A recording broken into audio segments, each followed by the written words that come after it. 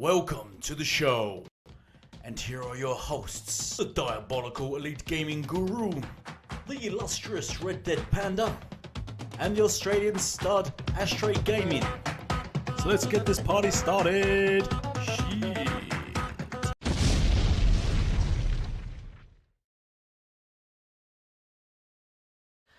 And we are live. Yeah, we're live. Hello, everyone. Hello, everybody. Let us know if you can hear us live for the Gamers Initiative podcast, episode 112. We're celebrating because there's no Elite Gaming Guru here this week, so yay! He lobotomized himself, so I don't know if he's ever going to be able to attend another show. But we have some amazing guests. We have first time Assassin here with us, and we also have Infinite Umbra, and as per usual, Ashtrey Gaming. But I'm going to just find out what everyone has been up to. So Assassin, as it's your first time on the show, welcome. Thank you for joining us. And what have you been up to? What games have you been playing? Not really. I haven't been really gaming much in terms of single player, but past couple days I've been catching up on Rainbow Six Siege. That's my main multiplayer game. Catching up everything before the next season launches, I think tomorrow or Sunday. Recently went to GameStop earlier today, picked up Armored Core 6, getting Immortals of Avium. I'm going to play those two before Starfield comes out. Really hyped for that now. And that's pretty much my game plan until Starfield, so. Fair enough. Sorry, I'm still getting over a cold. I apologize. I apologize in advance for that. I'm like you. I can't attach myself to any game at the moment because I'm like, it isn't Starfield, and I don't care about anything other than Starfield. But thank you for sharing. Infinite Umbra, what have you been up to? Yeah. I've been up to a few things. I had my show yesterday. You know, I want to say it's a slight echo. I don't know if you all hear that. Is it just me? It could just be you. I can't hear it. I can't hear it at the moment. But sometimes we do have a random thing with Ashtray's audio and it like echoes. Okay. So sometimes, I don't know. Hopefully it disappears. We might be being too loud. Blame the white guy. Whitey's got to pay, Ashtrey. Whitey's got to pay. Look, we got Trump. It's up to you next, Ashtrey. We got to get everybody out of here. So no, listen. I had the fix yesterday, man. It was a really good show. It was actually our longest show. I didn't intend for that to happen, but yeah, we went by like 3 hours and 37 minutes, and I had to get out of there. Yeah, it was a good discussion though, and it flowed pretty well, but that's still too long. I still want to try to get us down to like 2 hours consistently, but it just seems to never really happen. But no, it was a really good discussion, and as far as that, and of course, Boom's podcast, the Xbox Factor on Tuesday. Other than that, and work, I have been playing Atlas Fallen, which I had just beaten actually before I joined into the podcast earlier. I was dead at the end. I just wanted to collect the achievements, but I did enjoy it. It was a pretty good game. Other than that, just trying to get my ROG Ally in order, trying to put the emulators on there and things like that, and properly learn that device. It's a pretty dope handheld, by the way. But yeah, other than that, not too much. Good to be here with you guys. Does its battery life last longer than a DualSense controller? It slightly. No, maybe not. Maybe. Let's do it. It's hard to really say. It's hard to really say because when I did use it, I had it powered on still, but I think in sleep mode or something like that, or something similar. So when I went to turn it on today, it didn't power on. So I was like, oh, it's dead. Okay. It was playing the game when you weren't there. You just didn't know it. All right. Getting auto achievements. But yeah, it was it was sitting there, I guess, for like a day or two. So I can't I have to look at it and see how it plays as I'm using it to see how long it lasts, and then I can give a better take. Beginning of the show, already being toxic. Toxic Red. We wouldn't expect anything less, Red. I'm just happy to be here. I've been gone for so long. It's just really nice to be here. I enjoyed my trip. It was amazing. Yeah, I loved it. It was great. But Ashtrey, what have you been up to? Yeah, well, life has been pretty busy lately. But I have been playing because I need that open world fix. I have to have that open world game. So I've actually went back to Assassin's Creed Origins to tidy up the map and play some of the DLC. So I've been doing that off and on this week. I haven't really been jumping into much else. I think last weekend I played a little bit of COD multiplayer and campaign. Still need to finish that campaign off. I think I'm pretty close now. But yeah, I just need that open world fix because I just love it. I just need to run around and assassinate people. So I'm looking forward to Mirage. I know Starfield's definitely coming up next. It's next week. I've actually ordered the Constellation Edition, so I'll be getting the watch and everything. So I'm super excited for that. But Mirage is still on my radar for sure. I know a lot of people aren't interested in it, but I'm really down for it, so I can't wait. Yeah. Should be good. You and I were talking last night about how we were excited for Assassin's Creed Mirage. But everyone I've been talking to online about, or just entering into party chats on Xbox about like gaming, I've just been like, I'm waiting for Starfield. I'm waiting for Starfield, and trying to find games to tide you over. Like, some new games are really good, but then you just know that this other massive game is coming along, and we're going to spend some time talking about Starfield later on in the show. But yeah, I just want to say thank you both for being here. Thank you to the chat. Please share it out because it's not on the usual channel, so people probably are going, why is it not on Elite Gaming Guru's channel? Like I said, he lobotomized himself, so he's about mental capacity of a 2-year-old right now. Yeah. Hang on, wasn't he already Yeah, well, at that capacity? yeah, but now it's official. Sorry. Hashtag delete elite. I think he did the procedure wrong. He heard lobotomy and went through the wrong way. Oh, yeah, well, I'm not going to say the other word. he heard lobotomy and thought it meant La Bamba and started dancing and got him caught up. I hope he is well and taking care of himself this weekend. But yeah. All right. Quick shout out to Grey Monad in the chat. We have Cyber Gunter and we have We're so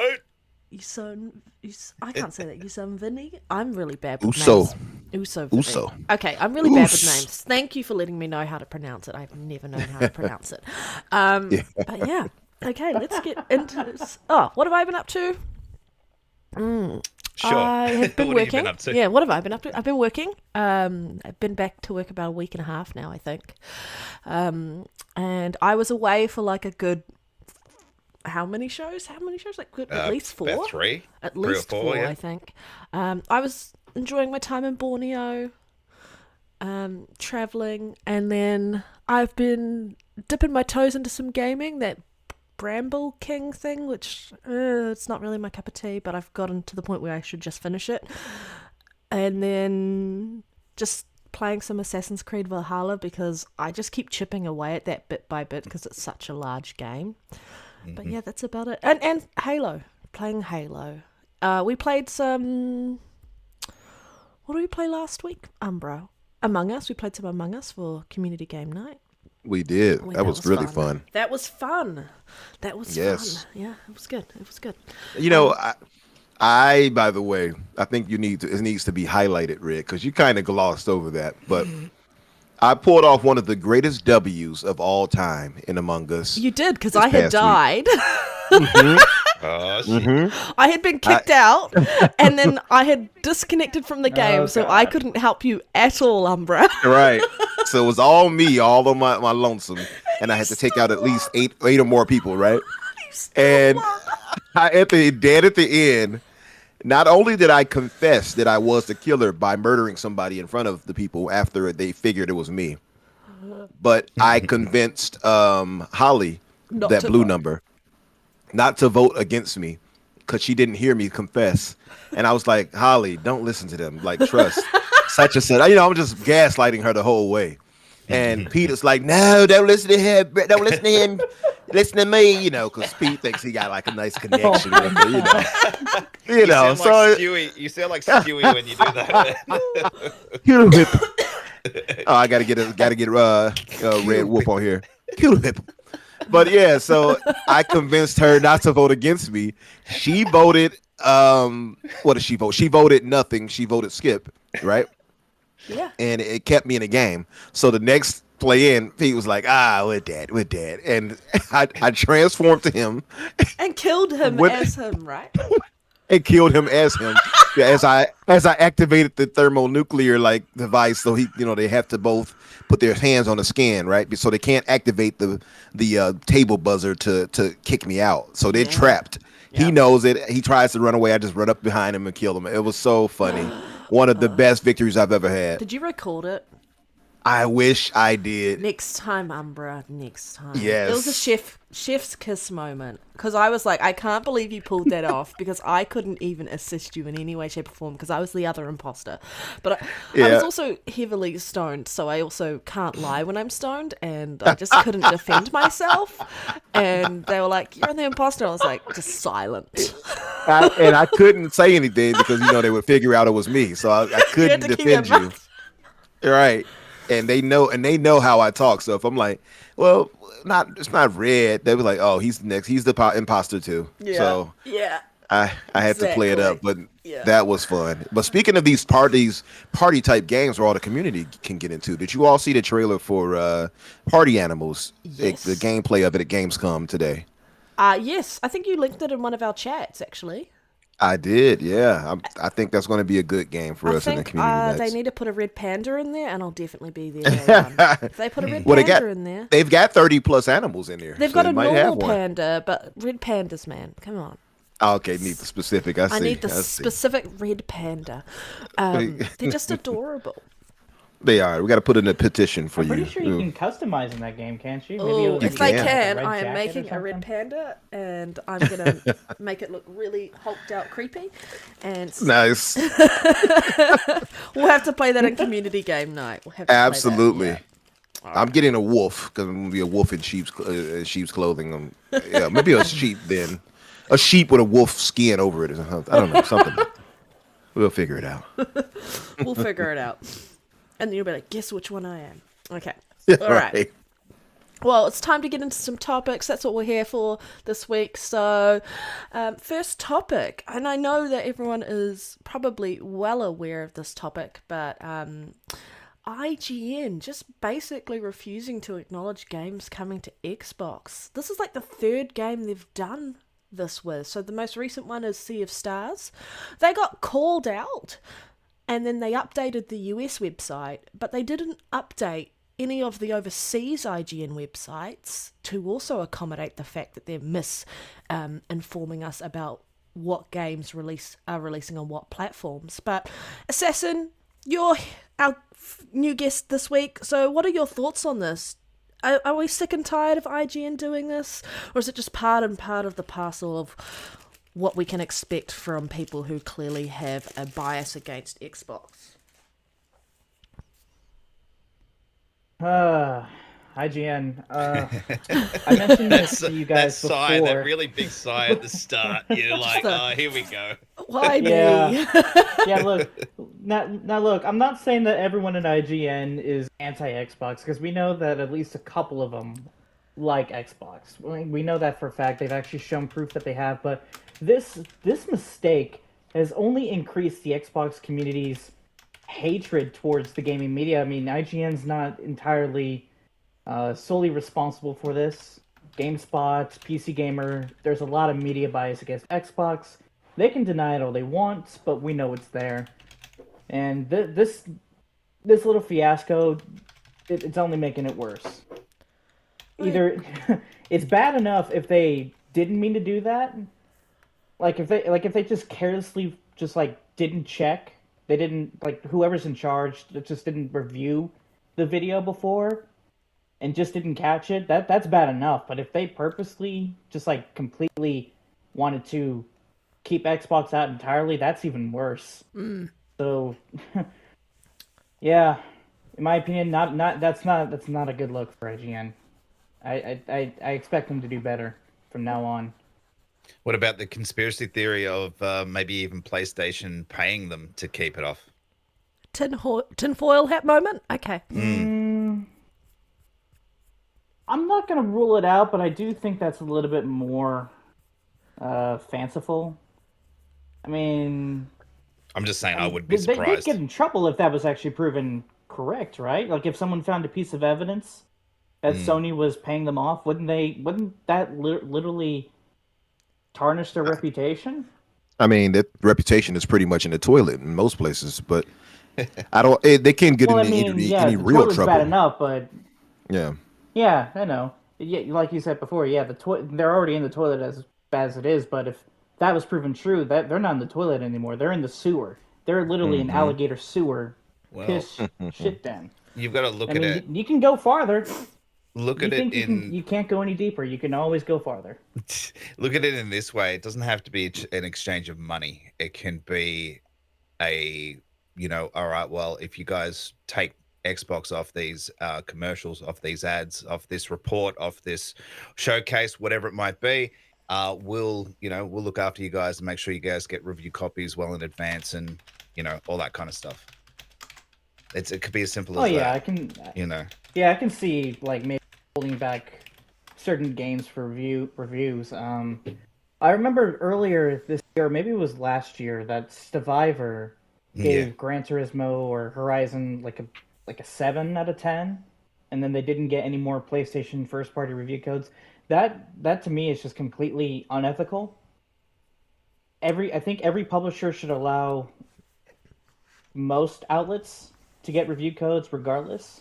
I mean, obviously you're not going to get Starfield to go to Push Square, and you're not going to get Spider-Man 2 to come to Xbox there. I mean, that kind of defeats the purpose. Like we already know if Xbox Era got a PlayStation game, they're going to give it a lower score because of the PlayStation tax and vice versa. In my opinion, and I've said this before to Risk in his podcast, and sorry I mentioned the R word, but no, it doesn't matter to me. Like you need to give review codes to the major outlets regardless of bias. I mean, it's you got to be fair across the board to everybody. Sony, Absolutely. yeah, you have some of the best games in the industry, but that doesn't mean you're immune to. You got to keep it that way. Keep it fair. Keep the same energy. Keep it fair and square. Umbro, what are your thoughts on this? Well, a few things. I don't trust IGN outside of a few people. Let's say Miranda, Ryan McCaffrey. Somewhat, he's put his foot in his mouth. He's put his foot in his mouth. He has, and we can't ignore that. I will give him that. The reason why I give him a little more leeway is because I used to follow that brother before he even got with IGN. I was with Ryan when he was with, Official Xbox Magazine. So I've been reading his words and listening to him for years, like literally a decade plus. So I give him leeway for that because I know at heart he is an Xbox guy. The problem, I think, though, is when you get around a certain culture, you tend to change to fit into that culture. And I think Ryan has become a victim of that. And IGN has, to me, a decidedly strong anti-Xbox feel about it in most cases. And I think this is more recent proof. And now people will say, oh, that's tinfoil headery.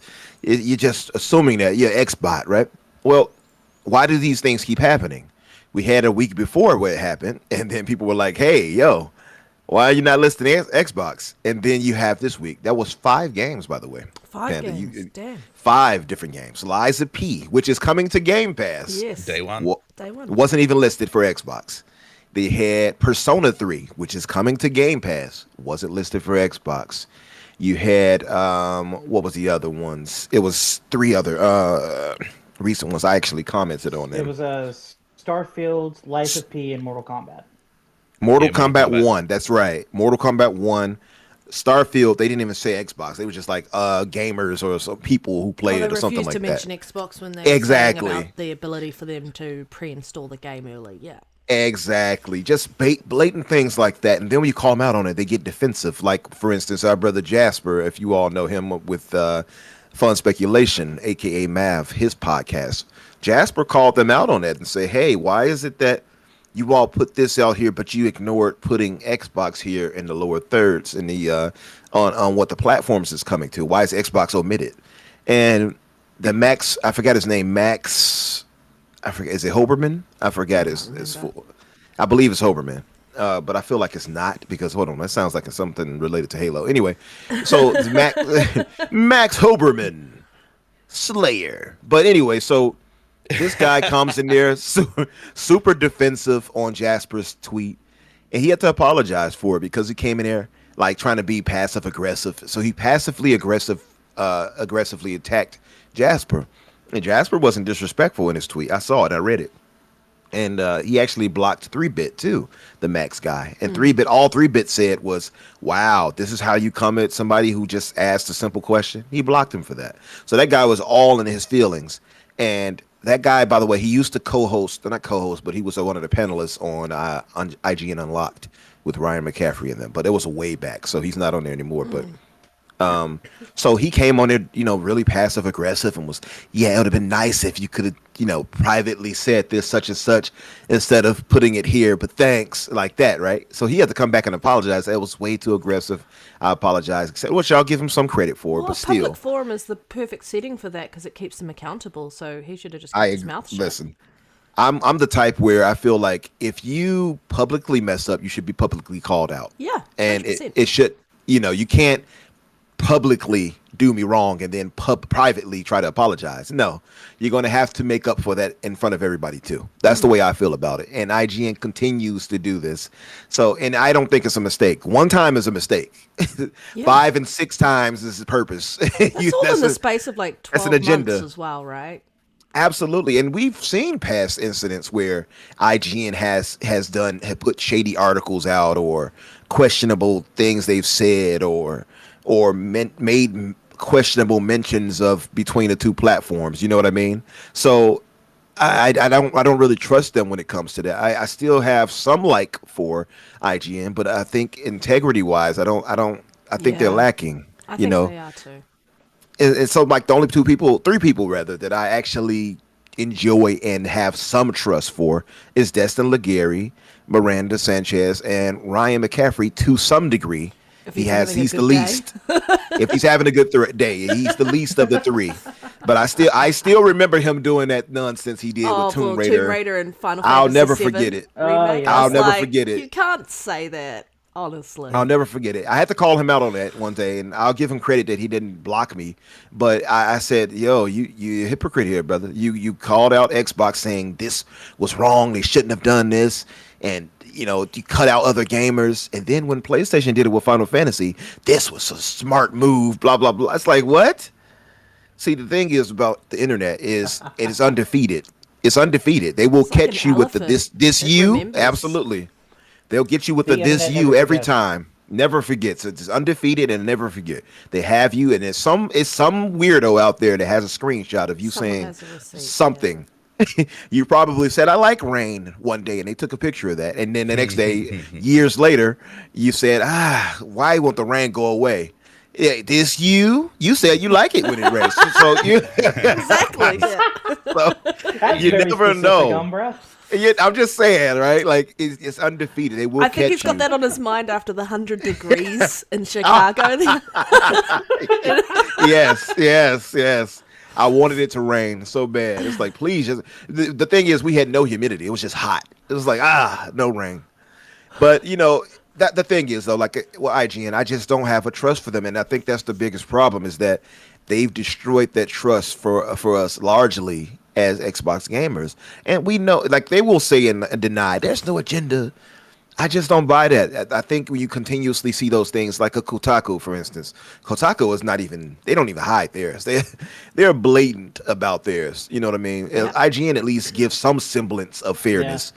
Yeah. So when I continuously see that, and then it foments in our mind this Xbox tax that we get. That's why so many people are worried about Starfield score. Yeah. You see what I mean? Because we know that there's going to be some idiot out there that says, 3 out of 10. You know what I mean? Somebody is going to do it. So, and it's because they have this Xbox tax where they have to be negative to anything Xbox, and that needs to go away. It really does. So I don't know. I think you have a lot of these publications, and they want to try to appease their largest base, and that largest base, unfortunately, are our Hooved brothers Let's just be real, Yeah. you know. And honestly, I'll say this too. And they're turning I'll on say each other at the moment. They're turning on each other like rabid. some of them are. They always do. They always do. I've seen them do it so many times. They're young. Yeah, I saw that. Yeah. But see, I give him no quarter either because No. he's one of those frauds who will say that and then next The minute, person who sold his Xbox is trash. He sold Exactly. I his don't Xbox trust 2 him. months ago because he was like, "There's nothing coming." Buys another Xbox, and then he's like, "Why is everyone See? trashing me?" I'm like, You see what I mean? Like, literally, frauds. honestly, no integrity there either. None. And all they do is for clout and for clicks. And I can't deal with fake people. I can't do it. Starfield Hype is at an all high, and they have to admit that they want the game, but it's hard to do that when they've chosen to just go hard against Xbox and go PlayStation for life, and now they have to deal with the consequences of that. But Exactly. I think for this, I think it's a bit crap. At this point, IGN needs to really sort their shit out. To be honest, I they agree. really do. The fact that they only fixed the mistake on the US sites, they didn't fix it on the sites overseas. Like, yes, it's a global brand, so globally your content should be correct and accurate and across the board for where games are releasing day one. Like, how Agreed. bullshit is that? It just pisses me off. It's like when everyone thought Destiny was a PlayStation exclusive, even though it wasn't because of the marketing. You're kind of feeding into that stuff, and you say, we're not here for the console wars, we're not here for anything like that. It was an honest mistake. Well, honestly, these mistakes keep happening, and honestly, you need to take a hard look at yourself and sort it. And that's with every publication, because so many times there have been moments where you're like, did you really have to write such a negative article? Like, you've said such a great thing about PlayStation, who's done the exact same thing, but you look at it and the contrast is Xbox does the same thing, and it's such a negative article. And it's like, where do you draw the line on who writes your clickbaity articles and who actually reviews any content or anything like that? Because I think you really need to sort it. Gamers are noticing, especially the Xbox community are noticing it. PC gamers are noticing all this crap as well, because you're seeing it on all the Salt videos on YouTube, calling it all out. And even like, it's just sad to see that this is still happening. And some of the people who were called out for the article were blocking gamers on X. I hate X's new name, by the way. Just call it Twitter. Yeah, on It's Twitter. Twitter. Let's just call it Twitter. Yeah, it's Twitter. But like, I don't know. It just frustrates me. They've been called out so many times. They keep trying to defend themselves, but you can't defend it when there's consistent evidence of this happening all the time. And it's not fair to the developers who put their games out on those other platforms and those platforms aren't being recognized, because you never know, it could impact sales to some degree. And I think that's where they've really got to look at their key stakeholders in this instance, and they have not only is it a duty to the consumer who reads the content, but it's a duty to the developers as well, that they should be doing that. They want to be part of this industry. Part of that is making sure the industry is healthy, and they're just freaking toxic. Well, Red, did any of the games publishers, developers call IGN out, or was it just gamers? No idea. I don't remember seeing any of the developers. I would hope the developer who out. actually, but mind you, some of them don't want to burn their bridges and go, don't write. Don't blacklist us. But that's exactly the problem here. So we know, and we all know that Sony has a stranglehold on the industry, because they're paying people. They're making sure if you don't give us positive feedback, we'll blacklist you. That sort of shit is definitely 100% going on. Even what and Peter you can Moore see said it. on the gaming, the round. Oh my god, the little just podcast. interview. I can't think of what it's called today. Even what he said. Yeah, well, they had to pay their way in and out bid Sony just to get their games, a foot in the door. Yeah, and that wasn't even getting exclusivity. It was just actually getting a version of the game. Yeah. So date. Yeah. It that just proves that all this has been going on. People can deny it as much as they like, but it's basically a fact right now. IGN's issue is, well, I'll be clearly incompetence as well. If it's a mistake, then you guys need to get rid of whoever did it and actually get someone in, pay them a little bit more money instead of $5 an hour or whatever the fuck they pay. Acknowledge Put someone the in there that mistake and with apologize. with an actual agree and actually get some legitimate Fact checking. Yeah, exactly right. Anyone can be a journalist these days. Anyone. Just saying. I mean, it's proven by IGN standards anyone can be a journalist. I mean, Kotaku specifically as well. Anyone can be a journalist. Exactly. And well, let's just be clear a little bit here. Kotaku hates everybody. I mean, for God's sakes, they made an article about no black people in Final Fantasy 16. I mean, come on. Why? Well, that one I'm not mad at though. See, I'm a little indifferent on that one though. Okay, I'll tell you, and I'll tell you why. And I'll tell you why. And I'll say why, right? Because I do get your point. Yeah. Like they try to make it controversial. However, and I will acknowledge controversial. They do. And listen, there is a place and a time for everything. And I think sometimes people will try to squeeze out the whole diversity quota for everything, right? Oh, we got to have diversity and what's the word they use? Not diversity, but this is another word for representation, which is inclusion at the same time. It's the same thing, right? So we have to have, I don't know, a transgender person in Hogwarts, right? Like, I get people understand. I get why people are like, why is that there, right? But would that really hurt you to see that when I play Hogwarts and I came across the trans person in there? That didn't bother me. I still loved Hogwarts, but some people will take that. You see what I mean? It's like I noticed because the person's voice was manly deep, but it was a woman. So. Reality is, and I agree that article needed to be written, is that there would no doubt, and like if you just look at how even in history, just any culture, there's always going to be, even if they're a Black minority, yes, that's right. Any race will be there. There will always be That's someone from that race there. You're absolutely correct, and that's where I was going to go with it, and I kind of deviated. But my thing was that the reason why I get why they said it, assassin, is because literally, black people ruled what is considered that area, the UK, at a time for like 2,000 years. They were there, the Moors. Yeah, they did. So. Yeah. That's a big omission right there, actually. You know what I mean? And so that's why I understood it. Maybe that article wasn't the best one to pull from, but that's the most recent one that I could see. Yeah. But concerning the whole IGN business, I told this to Umbra. I can't remember on the fix in the chat, or maybe it was Risket's podcast. Sorry again for saying the R word. But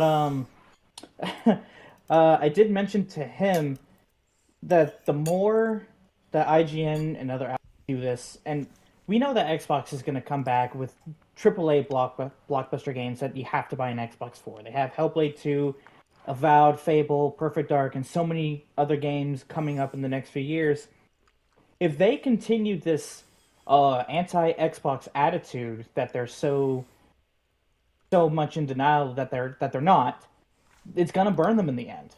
It's going to hurt them in a way that they're not expecting, and that we as gamers are not going to expect either.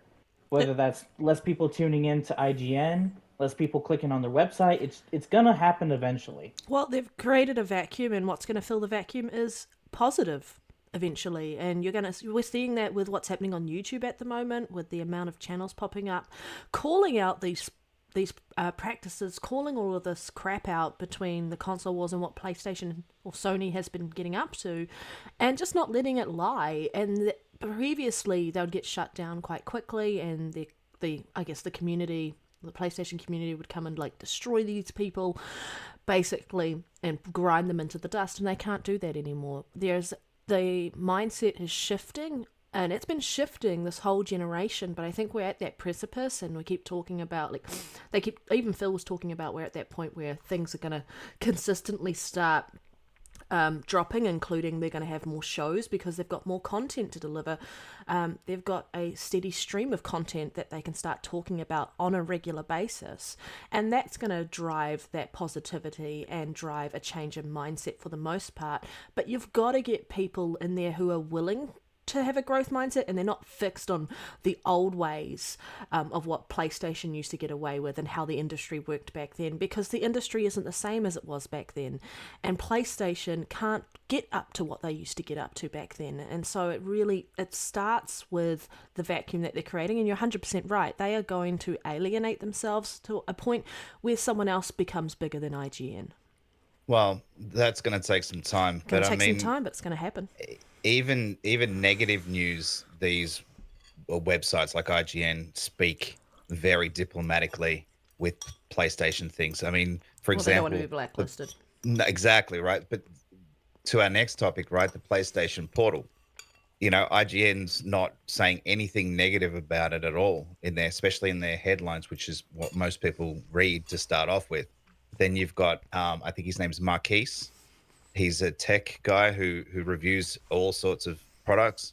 He's really good. Marquise Brumley, right? I think it's something like that. Brownlee, something like that. Yeah, and he's reviewed this this PlayStation Portal, and he's just gone, man, it just doesn't have any features to it.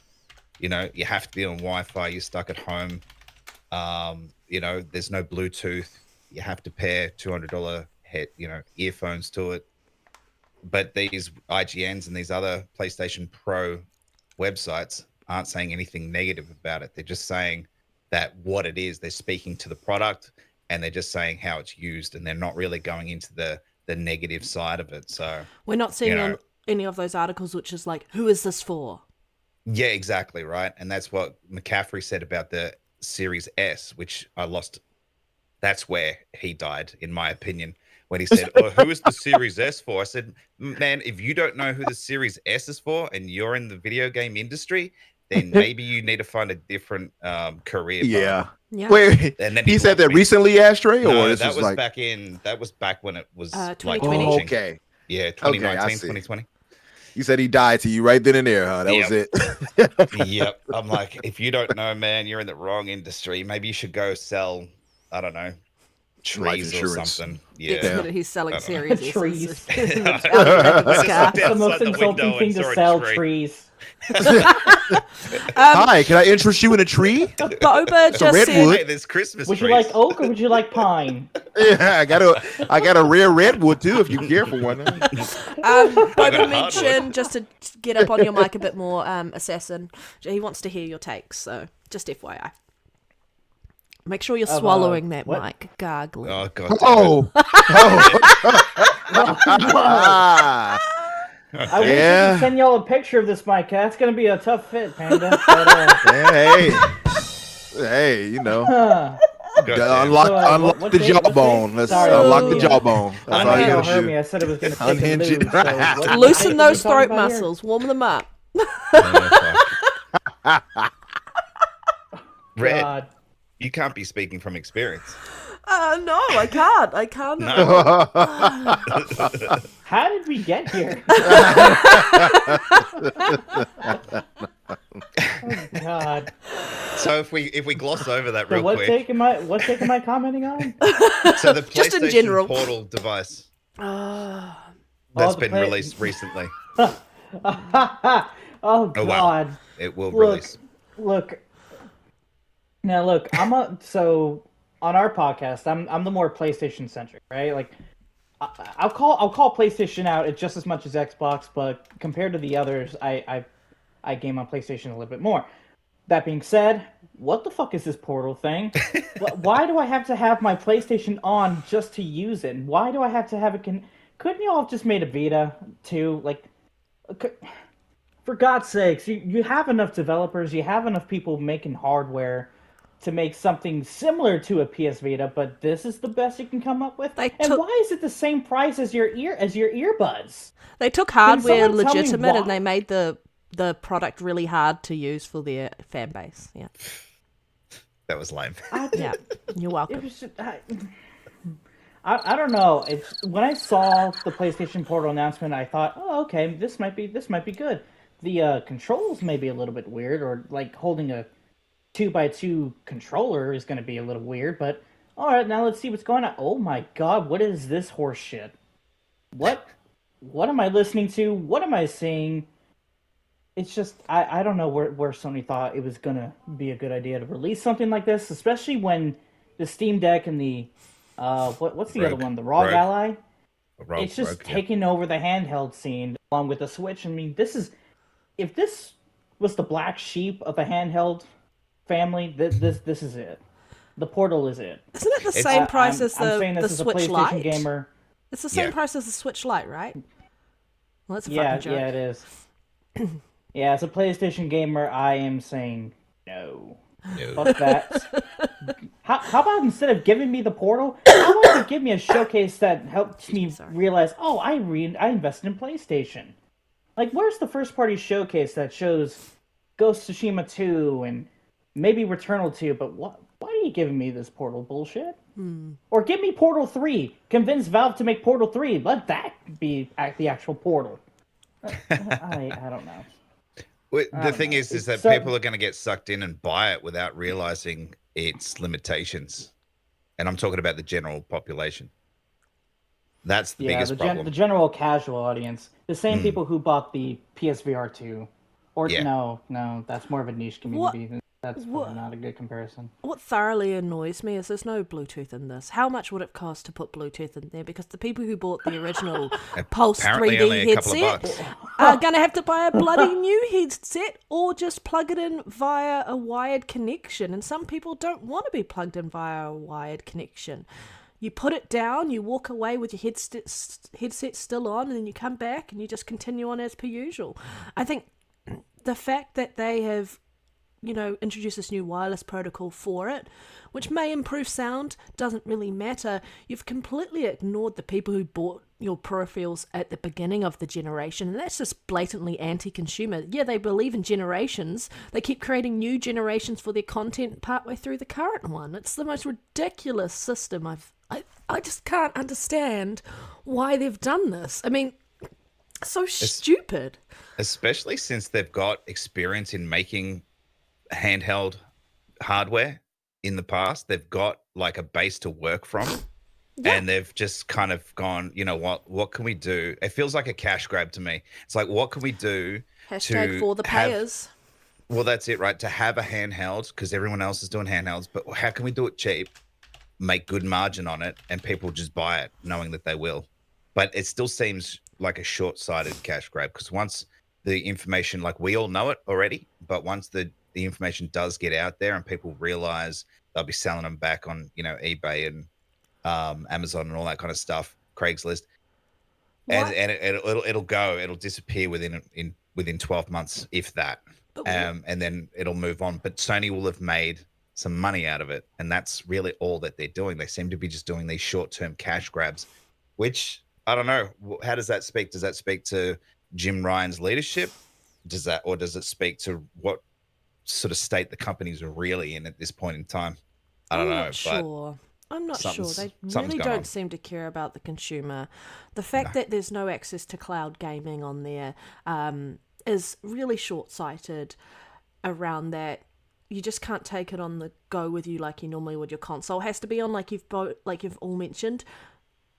I guess for me, I want to understand, like, can you remotely turn your console on with your PlayStation Portal? Like, is that an option? Because, I mean, if that's an option, then there's at least some light at the end of that tunnel. Virtually there's no light anywhere else. But, like, if you actually have to turn the console on first and then use the Portal, like, dead on arrival, in my opinion. The only people who are going to be buying this are those absolute die-hard PlayStation fans who buy everything PlayStation releases. Absolutely everything.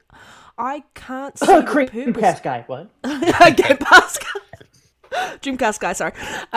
Yeah, 100%. I just think that this product is just a cash grab, and it's a companion device, so it is optional, but companion for what? Like, the gamers who already want a PlayStation are going to play the actual PlayStation. Yeah, it might be nice to, if someone's using the TV just to pop it onto your little handheld. Well, Switch already has cornered that market. They did it better than PlayStation did by enabling the option to, like, put it in docked mode and take it in handheld mode. This is PlayStation's version of that great idea that Nintendo had. But executed really poorly, and they've created these new peripherals, and I'm going to talk about those peripherals till the cows come home, because like you have to buy the console, then if you want this, you have to buy either your current headsets won't work, or you have to buy new headsets just to get this. So they keep, like, the cost to entry, they keep going, hey, we keep adjusting it, we keep moving the cost to entry for you if you want to keep buying products or stay on PlayStation, stay relevant and be part of the conversation. We're just going to keep bleeding you dry in a economy where people can't afford jack at the moment.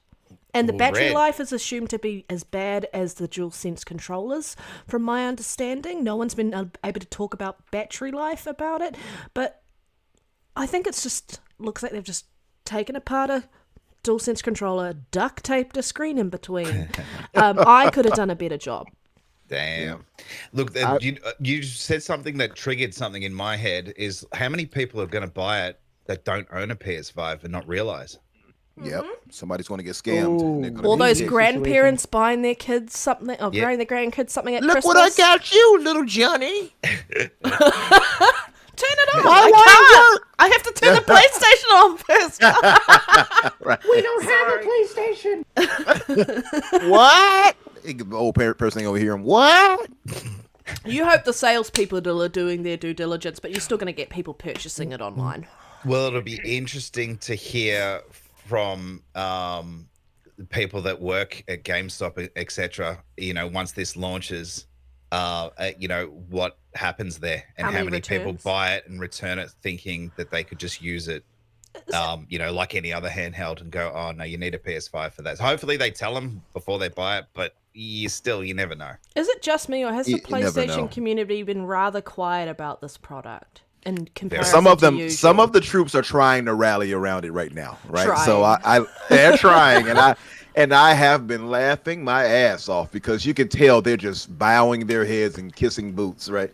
It's like, just stop. You don't have to defend something just because it's PlayStation. And the same will go to Xbox guys if they did this. If this was an Xbox device, I'd be like, get this out of here. This is not anything. Like, I want a dedicated, real device. Give me something like the ROG Ally, you know, which Microsoft's wisely, Steam Deck, you know, partnered up with Ally, Microsoft, which was wise. And I would like Microsoft to get their own dedicated handheld, but this would not be the prototype I would want them to follow. Because, listen, I played remote play. I've used it. I've also played remotely with the Xbox off my using the Razer Kishi and my phone, and it has worked pretty well. I'll give them that. XCloud has worked pretty well. That's how I racked up so many hours in Cyberpunk, for instance, over some years back. I played it through the XCloud.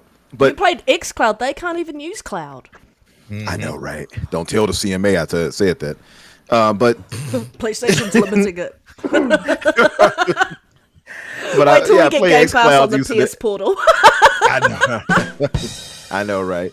And that, by the way, I've seen some of our Hoove brothers saying that too. Theoretically, you can hypothetically, because it has the Android, blah blah blah, you can play stream Xbox games through this. Yeah, okay, sure. I mean, you're still gonna have to be tied into Game Pass, though, aren't you? So there's no subscription. Yeah, let's see. They think it's some workaround, but no. Shouldn't they be getting ready for Baldur's Gate 3 or watching the Twisted Metal TV show? Like, why are they still on Twitter? They never cared about Baldur's Gate 3. It was only used as a bludgeon for to go against Starfield. and now that died. Oh yeah, and once that narrative died, now since it's coming to Xbox this year now, because they wisely dropped that parity clause for this one. Now you don't hear them talking about it as much. But this is the problem I have with this device, right? One, it's like you said, the design of it is. I'm not mad at the controller part being on it, and it does have the haptic feedback, so that's kind of cool, right? I'll give it that. Yeah, an 8-inch screen, that's pretty cool. That's good for the ratio, how you're going to watch it and play it. Okay, cool. However, it has no Bluetooth, so you have to buy the PlayStation Link headset. You know, that's the only thing compatible with it, which is a scam. That's robbery. Yeah. Why would it not have Bluetooth? Anti-consumer for sure. That's like Apple anti-consumerism. Excuse the background noise. It's an ambulance going by. So I'm going to say this quickly. Yeah, you on a movie set. It's Chicago. It's always a movie set. And the movie you don't want to be in. But no local play, right? So there's no media playback in here. so you can't play any media back on it. It has no PS5 cloud streaming available to it, so you can't even stream it You can't even properly use it like as a that. companion device if you wanted a second screen and play split screen like games. Exactly. And the battery life you talked about a minute ago, it's targeting the same life as a DualSense controller. So you're probably going to get maybe 2 or 3 hours out of this thing. That's considering the controller itself and the screen. That's the thing will probably die on you within 3 hours. Now, listen, I think mobily, if you play, you're probably not going to be on a handheld device unless you're a Nintendo person, I guess, maybe for more than 3 hours, to be fair. But I know some Nintendo heads, the Game Boys or whatever it may have been over the years, probably been on that device 8 hours probably. But, I see more negatives than I see positives. And what I'll give it another positive for is the price. I think $200 for it is reasonable. I don't. Pretty reasonable. You don't think I think it's not that bad. Nintendo Lite. When you could just use your phone. I'd say to do the same 150 thing. would be more reasonable. That's the reason why I don't find it reasonable, because you can use it. Like, phones are so advanced now.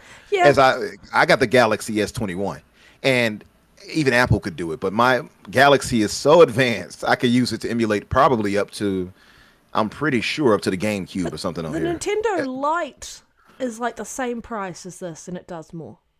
Mm-hmm. That's Yeah, why that's I a think good point. That's why I don't think the price point is okay. It has a browser. Yeah. That also, you can go further than that. Yeah. And like, see, when you start comparing it, that's when it gets really bad. Because like, you compare it and say, what about the Series S? You can get for just about the same price. It's like, which is more reasonable to get, right? So I get that, but I still think 200 is not a bad asking price. Just if I look at this in the vacuum and not I guess compare the it to everything controller else. cost wise, maybe. Yeah, You take that because the into controller is like $70 itself. So that and getting the little blue, They had their screen. PlayStation Lion Jim Ryan 80 if you tax had to tax. the system. Yeah. 80 after tax, exactly. So that's the only reason. But when you compare it to other things, that's when it becomes like unreasonable, right? So I agree with you all there. You compare it to the Switch Lite or the like a Series S, then it's like, nah, no thanks. So that's the big problem with it. And like Ashtrey said too, if you just play off your phone, what's the real use? You get your Razer Kishi or the Bone, what they call it, the Backbone, yeah. Backbone, and there is no need for this device. So. Well, Yeah. I was doing it on my phone from my PS4 Slim, playing God of War. So God of you War. know, Nice. That sounds like a game that Assassin should be playing with his mic. God of War is the new Kratos is God of more- War. it's That sounds like something PlayStation people watch on Pornhub. Uh-oh. It's and the I'm not new even Bloody drunk. Roar. Panda. Damn it! It's the new Trying to get sequel me to to Bloody swallow my Roar. microphone. God of Actually, Roar. that accursed sight. Jesus. Back, it's like I never left. Damn. But you got some shields, like I said, trying to I do- defend it. Like I that do guy, wanna- Christopher Dring, if you all know him. Remember him? I'm sure you all do. The guy with the glasses who was basically licking Jim Ryan's boots live on what is he interviewed I'm glad him. you said boots, man. I was I was tempted to say something else, but I I had to was catch going to say myself. his God of Raw. He used to listen to his rear roar, No, but no. Sorry. he talks about how it's the PlayStation Portal is really appealing and potentially significant, as he worded it. It's like, just stop. So that's the problem. What I will say is this final thing is this, and I'm sorry, Assassin. I know you want to Say something, yeah. Yeah, but this is the problem, don't worry about it. and it's a problem, but it's also a positive. So it's a double thing for PlayStation, right? Because their audience are so enamored by that brand and so brainwashed, the majority of them, at least the loud vocal majority, they are going to support this device despite it being against their best interest. So it might incentivize Sony to say, okay, let's keep giving them this, even though it's not a worthy device, which could negatively influence Microsoft to follow suit. That's the negative. A year ago, I would have said yes. I would have agreed with you, but they still haven't picked up the PSVR 2. And Sure, I agree. a couple have, but it's largely very silent out there. No one's I really agree. talking about it. But the problem with the There's not the PSVR IP 2 is behind it. numerous, right? It's because one is the IP, they don't have the killer app. Two is that it is a niche device already. It's already a niche thing. If they really want that thing to pick up, and the pricing too, by the way, the thing is expensive as hell, which it should be, right? It's a really advanced technology, but still, it's a price. It costs more than a PS5. So having that device and having niche titles on it, no killer apps, that's a recipe for disaster right there, So it is what it is, and I don't think the world is ready for that as Question, gamers. I can think you we're still buy- traditionalists. Are the PSVR games digital, or do you have to have a physical copy of the game? Like, do they have I don't physical know. for PSVR? Because what they should have done with PSVR is gone, hey, you want to play PlayStation games specifically? Cool. But you want to play PlayStation VR games? Awesome. Here it is. You don't need a PS5 to play them. That would have been a win for them. Yep. But no. Yeah, and that's the thing. So my thing is that PlayStation gamers, the stands, they'll still buy it despite that. So Sony could possibly turn a profit. It's possible. Not saying it's guaranteed, but They'll it's buy possible. it to collect it and collect dust in their place and go, Exactly. I've got it, just to say I've got and it. you actually got collectors too that would do it. You're right. That's another avenue of it. But I think so. That's the negative is that even if it's a bad thing, they're going to reinforce it because their standliness won't let them not to do it. So that's the negative. But it's also positive that you have such fans who will support your brand as much as they do. So I look at PlayStation, our Hoove brothers, in awe and in disgust when it comes to some of the ways they do. So like awe that you all really support, your platform that you love. I can respect that. But in disgust because it's like you all are kind of pathetic to support something like this when you know it is not in your best interest and you know that this device is not really hitting. It's not good for you. They It's need to not send a worthy. message to PlayStation. And they won't. They refuse to do it. No, And that's they the just thing let them get away that with bothers it. me too. Because you I'll do it. Xbox, all you do is blah, blah, blah. But we'll talk down to Microsoft and say, hey, you need to fix this. Hey, this is not good enough. We'll do that. PG-3, just look at PG-3. Exactly. They won't do that like we will. So they can say that until they're blue in the face. But Hey. Xbox people hold The Xbox Xbox accountable. Live Gold. You have to Xbox Live Gold is a prime example. You Yep. have to give PlayStation credit though for their fans for getting Starfield to go gold. Honestly, if it wasn't for them calling it out, Starfield would not be gold right now. Right. Thank you, ponies. Thank you so much. And now, It's not like they already planned to do it, but thank you. if it wasn't for them sending their For questionable nothing. D-pics to the developers, we never would have got this. Thank you all so for much. What were you going to add, Todd Assassin, Howard waking about up this? one day, looks at his phone, sees a dick pic. All right, we've got to make it go gold, guys. Todd- They can't get another more dick Todd pic. Howard looks at his phone. He's like, "Oh, they got me.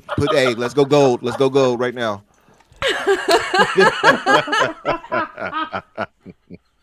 Put down those sandwiches in the game and let's go. Assassin, what were you going to say about the handheld? You had a point that you wanted to add. if you I haven't was just going to forgotten it. point out one thing, and Umbra kind of jogged this thought in my head.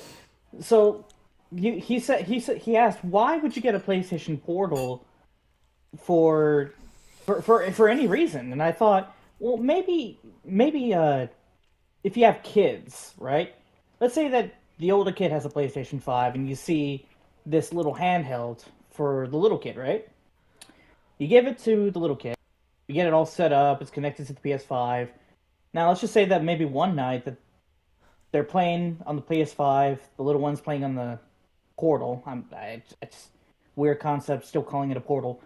But, the mom or dad tells the kid, hey, it's time for you to go to bed. Get to bed. Turns off the PS5. The little brother is upstairs fighting Margit the Fallen in Elden Ring, and he's almost beat it. And then because he doesn't know that his older brother's in the living room, he turns off his PS5. He almost beats the boss, and then cut. Nothing. You're like, what the? What's happened? What? Power cut, internet What in the connection world? issue. You the rage. Anything, really. If mom unplugs the PS5 in the living room because the older kid's not behaving, the little one's gonna suffer as well. But my understanding is He's gonna come downstairs and find like what just happened. I don't think you can Listen. play a game on the PlayStation 5, a separate game, and then another game on the I Portal. was just about to say that. Can Pretty you even play both? No, I'm pretty sure it's just a like. That's what I'm I think thinking. that'd be a good feature. Like if Umbra, you were playing something on the PS5 and then you had Peter upstairs in the room playing something else. No, Yeah. I don't know my why you'd both be in the same understanding house, it's but- running. The game's running natively off the PS5, and you're just like streaming it to the Portal device. I believe that's the case. What happens Now, when if the it can be PS5 goes both, to if you could play multiple games, well, it won't. Well, because you it's can't still- use it as a second screen. Say someone's playing on the PlayStation 5 and you want to join them, and they hand you the Portal. The Portal doesn't work like that. That's right. And I That's think- it's the same way with XCloud. Like if I play streaming, that is streaming off my Xbox. If I do stream from console, it's streaming the Xbox game, which is how I play Cyberpunk like that, by the way. But so nobody could be at my house and put in a different game, and then it's going to cut me off. It's going to disconnect me. Yeah. And I've tested that, so I know it's got to be the same here. Another negative there. Yeah, that is Yep. another negative. So, yeah. All right, moving along, just to reset, you're watching the Gamers Initiative podcast, episode 112, with special guests Assassin and Infinite Umbra, and Ashtrey Gaming and myself here as per usual. The Elites a Fraud is off, sick due to lobotomizing himself, and if you enjoying the show, please put hashtag delete elite in the chat. We'll try and make that a real thing next week. No, but let's get on to the next I'm topic. starting to think you lobotomized him. I instead of him lobotomizing haven't made a himself. trip You to keep the mentioning UK, it. but it is on my agenda. Be honest, did you hire Jess Gordon to do it for you or somebody else? All right, Jen. Okay. Jen did it for us. Yeah, Jen did it for us. But next topic, Starfield. And we've kind of talked a little bit, maybe hinting at certain things, but Starfield is absolutely destroying toxic PlayStation shills, like specifically developers as well, like Grums from like complaining about the start screen for What's Starfield? Never what's heard of it. Starfield? Never heard of it? Is that because the marketing hasn't started yet? When's that marketing starting on Starfield, guys? But I sure wish they'd get it on the road. They need to hurry it up. I sure wish they put it They on should make a billboards. I swear. Hell, I mean, I mean, we they could get should some. really They line should up put with it on a plane. Elgato. And when you land, you see Man, it wouldn't that right be outside the nice? gate. A skateboard or something, a wrap. I don't know. Yeah. Vinyls. Green But pizza? we have everyone just losing their minds about Starfield. First, they're complaining about the fact there's no marketing. Now there's so much marketing, we can't. I'm pretty sure the next complaint is going to be, when's the marketing going to stop? We're getting devs coming out calling out the game's starting menu screen. Like, honestly, what are your thoughts on all this ridiculousness around Starfield? The hype is getting to a point where it's like at a fever pitch, and I don't think some people can handle it. Well, Red, I'm just really going to quickly just jump in here and just say this Grums guys, he's just trying to stay relevant. He's just trying to be in social media and try and get that reaction. Typical sort of poof-brothered mentality. Say something dumb and then watch everyone react to it. And that's what's happened here. But the funny part of it is that he's been called out on his own game, Firewall or some crap. Something Firefly? No one's even heard of it. No, it's not Firefly. No, it's Fire. That was a TV show. Fire something. Yeah. I Firefall. Yeah. Firefall? Anyway, no one's Yeah. heard of it. Yeah, The it's fall. star screen on that is simplistic as not only Starfield's but thousands of others. So he tried to double down on it. That didn't go well for him either. And I think since then he's gone quiet, which is the best thing for it. But he got piled upon basically for like a week and a half, 2 weeks straight. I love based how on that dumb shit. he tried to turn it into a win though and say like, I've got everyone talking about start screens now. This should forever change how start screens and games work. And I was like, No. you're a fucking twat.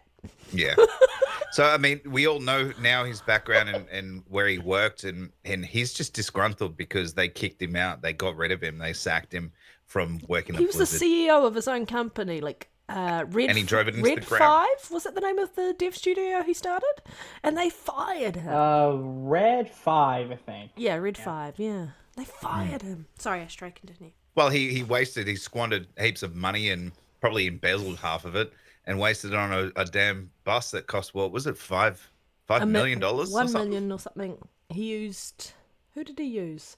West Coast Customs, which was popular at the time. Yeah. Like, this guy is one of those, you get a little bit of power and then it goes to your head. He's type a of thing. narcissist. Yeah, exactly. So, yeah, the dude's just trying to be relevant now, I think. But he got called out by other people within the industry as well. I think, and they had a laugh at him. The biggest. He's a buffoon. He got called out by his own developers that worked under him. They had massive threads going on Reddit about him, and he just got destroyed. Grums. I just love Pete Hines. Pete Hines as well called him out on it. Oh, That Pete was Hines. nice. He got ratioed on his own tweet. Oh, it was so good, Grums. Oh, it Thank was you glorious. so much. Yes. No, the guy is a weirdo too. I just want to point that out. The guy is a weirdo, genuinely.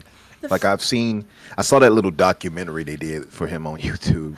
And you got to be pretty. You got to be pretty trash, like as a producer or boss or whatever you want to call him, because he's not really a dev, but whatever you want to call him, you got to be pretty crappy for somebody to make a little mini doc about you to trash you. Like something went wrong if they're making a whole documentary about you, and it's enough to put together for like 45 minutes or so of how bad you are. So no, but that guy he's a weirdo, man, and he wants engagement. He wants to try to use this for clout, and he's a failed little, I don't know, I guess you can lightly call him game person. I don't know. I hate to do it, but A quote unquote He's not a dev. gamer. yeah, he's just annoying, Not a and dev. I can respect real genuine takes, right? And that's the problem I have with like we were talking about earlier with these articles and such you see from IGN or Kotaku. I can take that if you're being genuine and this is a real expression, this is a real feeling. What I cannot take is disingenuousness and somebody saying something because they want engagement. That's that guy. He just wants engagement, and unfortunately he got a lot during those tweets. Unfortunately, hell, I even replied once. It was like, because he was talking about the whole loading screen, the start menu screen, and I was like, He this wanted guy to be can't relevant. be. You can't be this stupid. So I know he's not stupid enough to say that and not really know better. So then that tells me that you're being disingenuous, and you're saying this because you want us to be annoyed and outraged enough to reply to you, and many did. So I replied once, and I told him it was a vapid take, and I kept moving. And that's the only time I've ever replied to the guy, and I realized I'm not doing it anymore because this quote unquote loser doesn't deserve it. I'm not going to give him what he wants. That's how I look at it. Yeah, I didn't block him, but I'm just not going to engage. Honestly, just to complain about the start screens like that, and then for people to call him out in his own post and screenshot other start screens, and the Chrono Trigger one, was it Chrono Trigger? Yeah. Yeah, and he's like, there was an Yeah, it was Chrono animation in Trigger. that. I'm like, so you're able to confirm about a start screen that you've seen running in real time, and you're happy to give that all of its wins, but you're looking at a still 2D image, and you can't hear if it has any music, you can't tell if there's any animations behind it, but you're calling it out? Honestly, the just level of stupidity behind this man and his arguments, so many games have never ever had anything in particular that's outstanding when it comes to start menus, because you're not playing a start menu, you're playing the game, and simplicity is best. All you really need to do is have your logo in there and a few menu options, and people are happy to get in there and play the game. Music is always nice in the background, hence I will sit there and listen to the Mass Effect start menu forever because I just love Or listening. Halo. Yeah, Halo music, yeah. But there's nothing groundbreaking about that. We're not talking about the RDNA 2 feature sets, which turn the menu systems into real ray tracing or whatever else crap that you could say about it. That's not what gaming is about. we've got a whole industry now just who's going to be dedicated to menu screens. Like, honestly, just like the Yeah, level. it's a silly take, and you could tell, like I said, you could tell it's disingenuous because who focuses on that? Like you said, Red. You look at Skyrim's start menu was basic. It just had the little dragon and the logo or whatever. Yeah. It's nothing. I mean, that's a masterpiece in most people's eyes. Yeah. It's a game of a generation. They still play it now. So like stuff like that is just dumb, and that's Bethesda's MO. That's how they design. They don't put some super elaborate start menu. That's just not their style. So how do you fault them for that when the inside of that what that product is typically generationally great? It's just a waste of time to complain about that.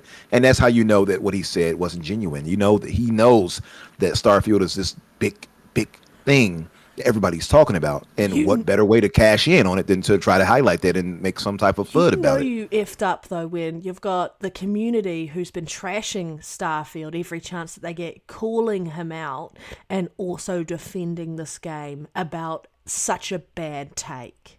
Like, honestly, for Red Dragon to come in and say something about it, that was just like, what? But, I mean, finally, Red Dragon it's bad had when a you got correct Red Dragon defending. Yeah, exactly. Like, that is how bad the take was. It was a really bad take, honestly. Appalling. Yeah, absolutely. What a douchebag. And that's being nice.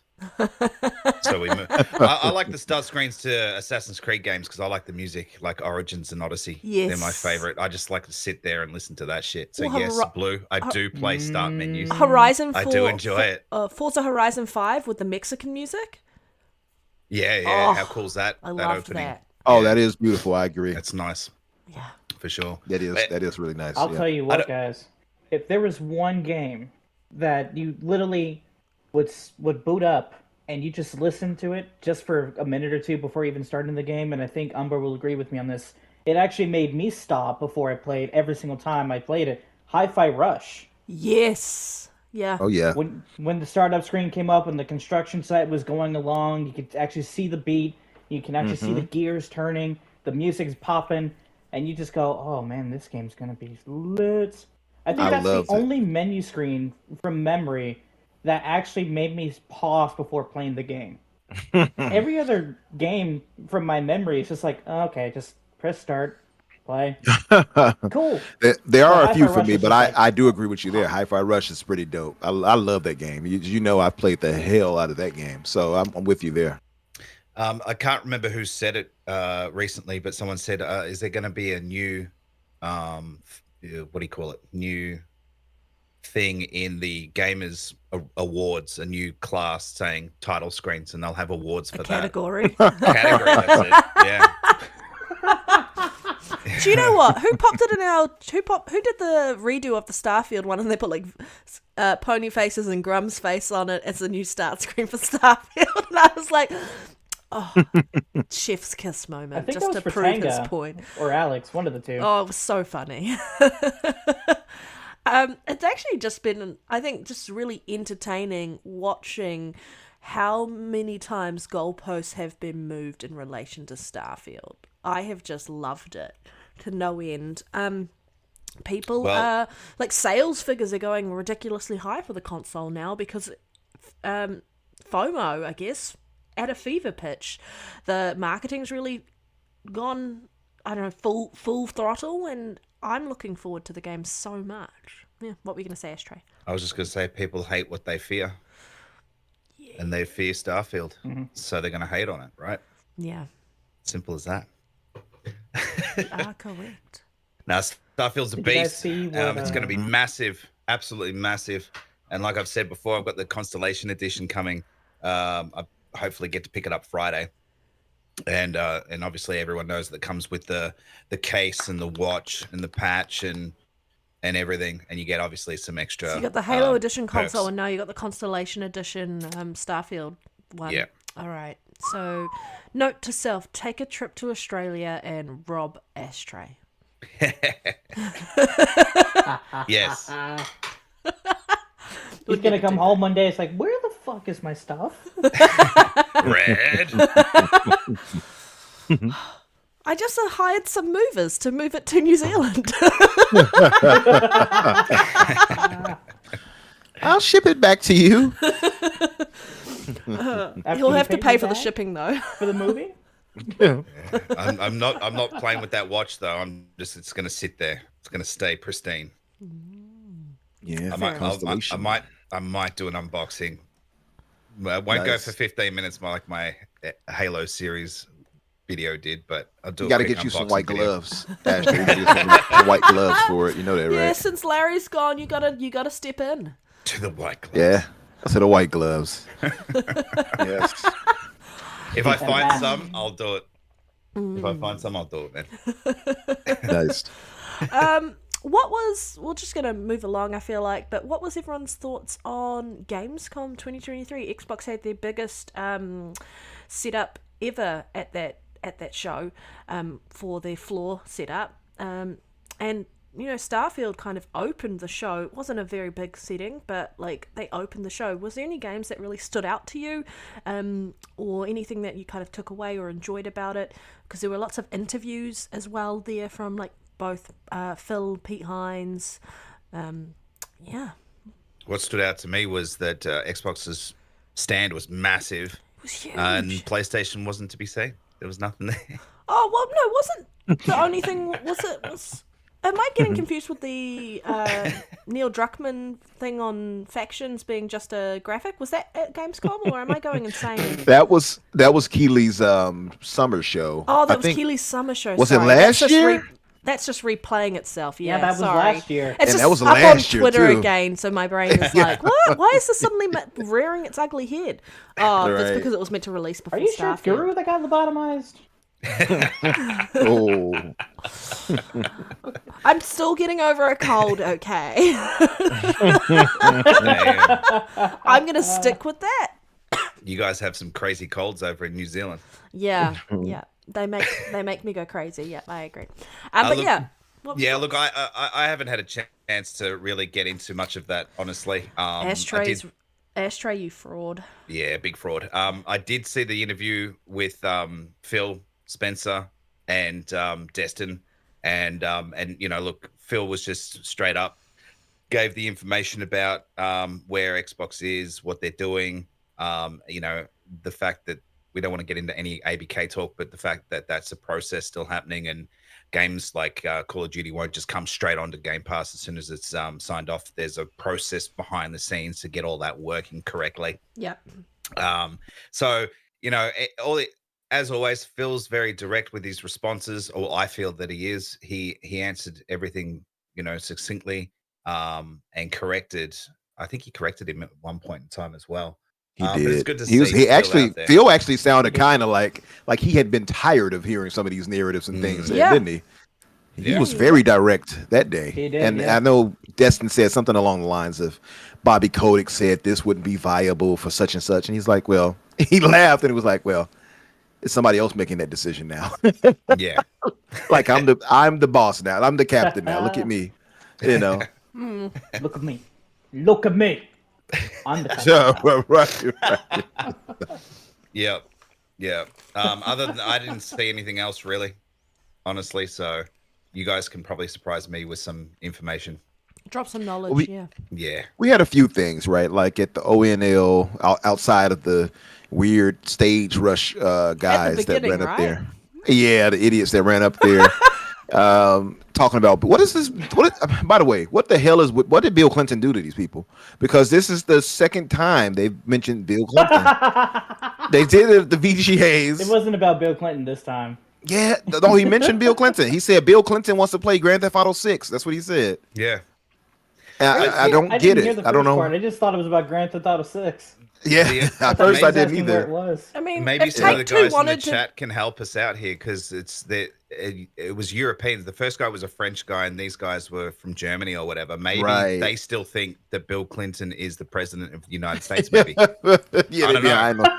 they're behind on things. I mean, Wait, if wait. 2K wanted to do advertising for GTA 6, they could have done it for, without these guys. Right.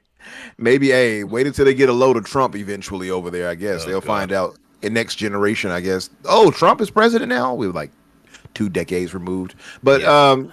no, man. He's been in jail for 2 decades. Yeah.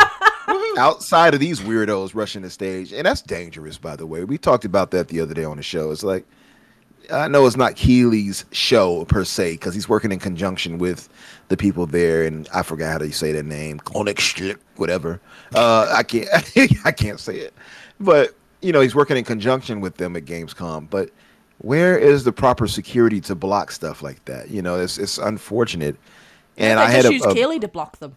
I know, right? He's his own security. God. You could see him like looking super pissed off and going, "Security, You could hurry tell. the hell up and get here." He looked so furious. He looks very uncomfortable. He was like, no, that's not good. No. Yeah, I'm sure the Jerry Springer security guard's free. Yeah, right. They tackling people. Exactly. Get them. They tackle people quick. So, but yeah, outside of those idiots, I mean, we had stuff like Little Nightmares 3 announced. So that was pretty cool to see. I haven't played part 2, but I did really love part 1. So you got that. We saw more highlights from like Black Myth Wukong, which looks really good to me. Although somebody, I won't name who, but they're on the podcast with me later. They said they're not liking the way Black Myth looks. They said they're not taken away by it. They don't care for it. That's gonna be Pete. I'm a bit annoyed You with the already know. hype. Like, Black Wukong, I was like, yes, hyped for it. It looked really good. But Yeah. there's no release date for it. There's no announcement around that. And I think the hype for it True. is dying down. Just stay silent on this game until it's ready now. We're at a point where once you're ready to start setting up for your marketing for the release, that's when we want to hear about this game. I'm at that point with it at the moment. So I'm a bit annoyed Yeah. around that side of it. Because I I expected do a get release that. date. If Yeah, they I were do get talking that. about it, yeah.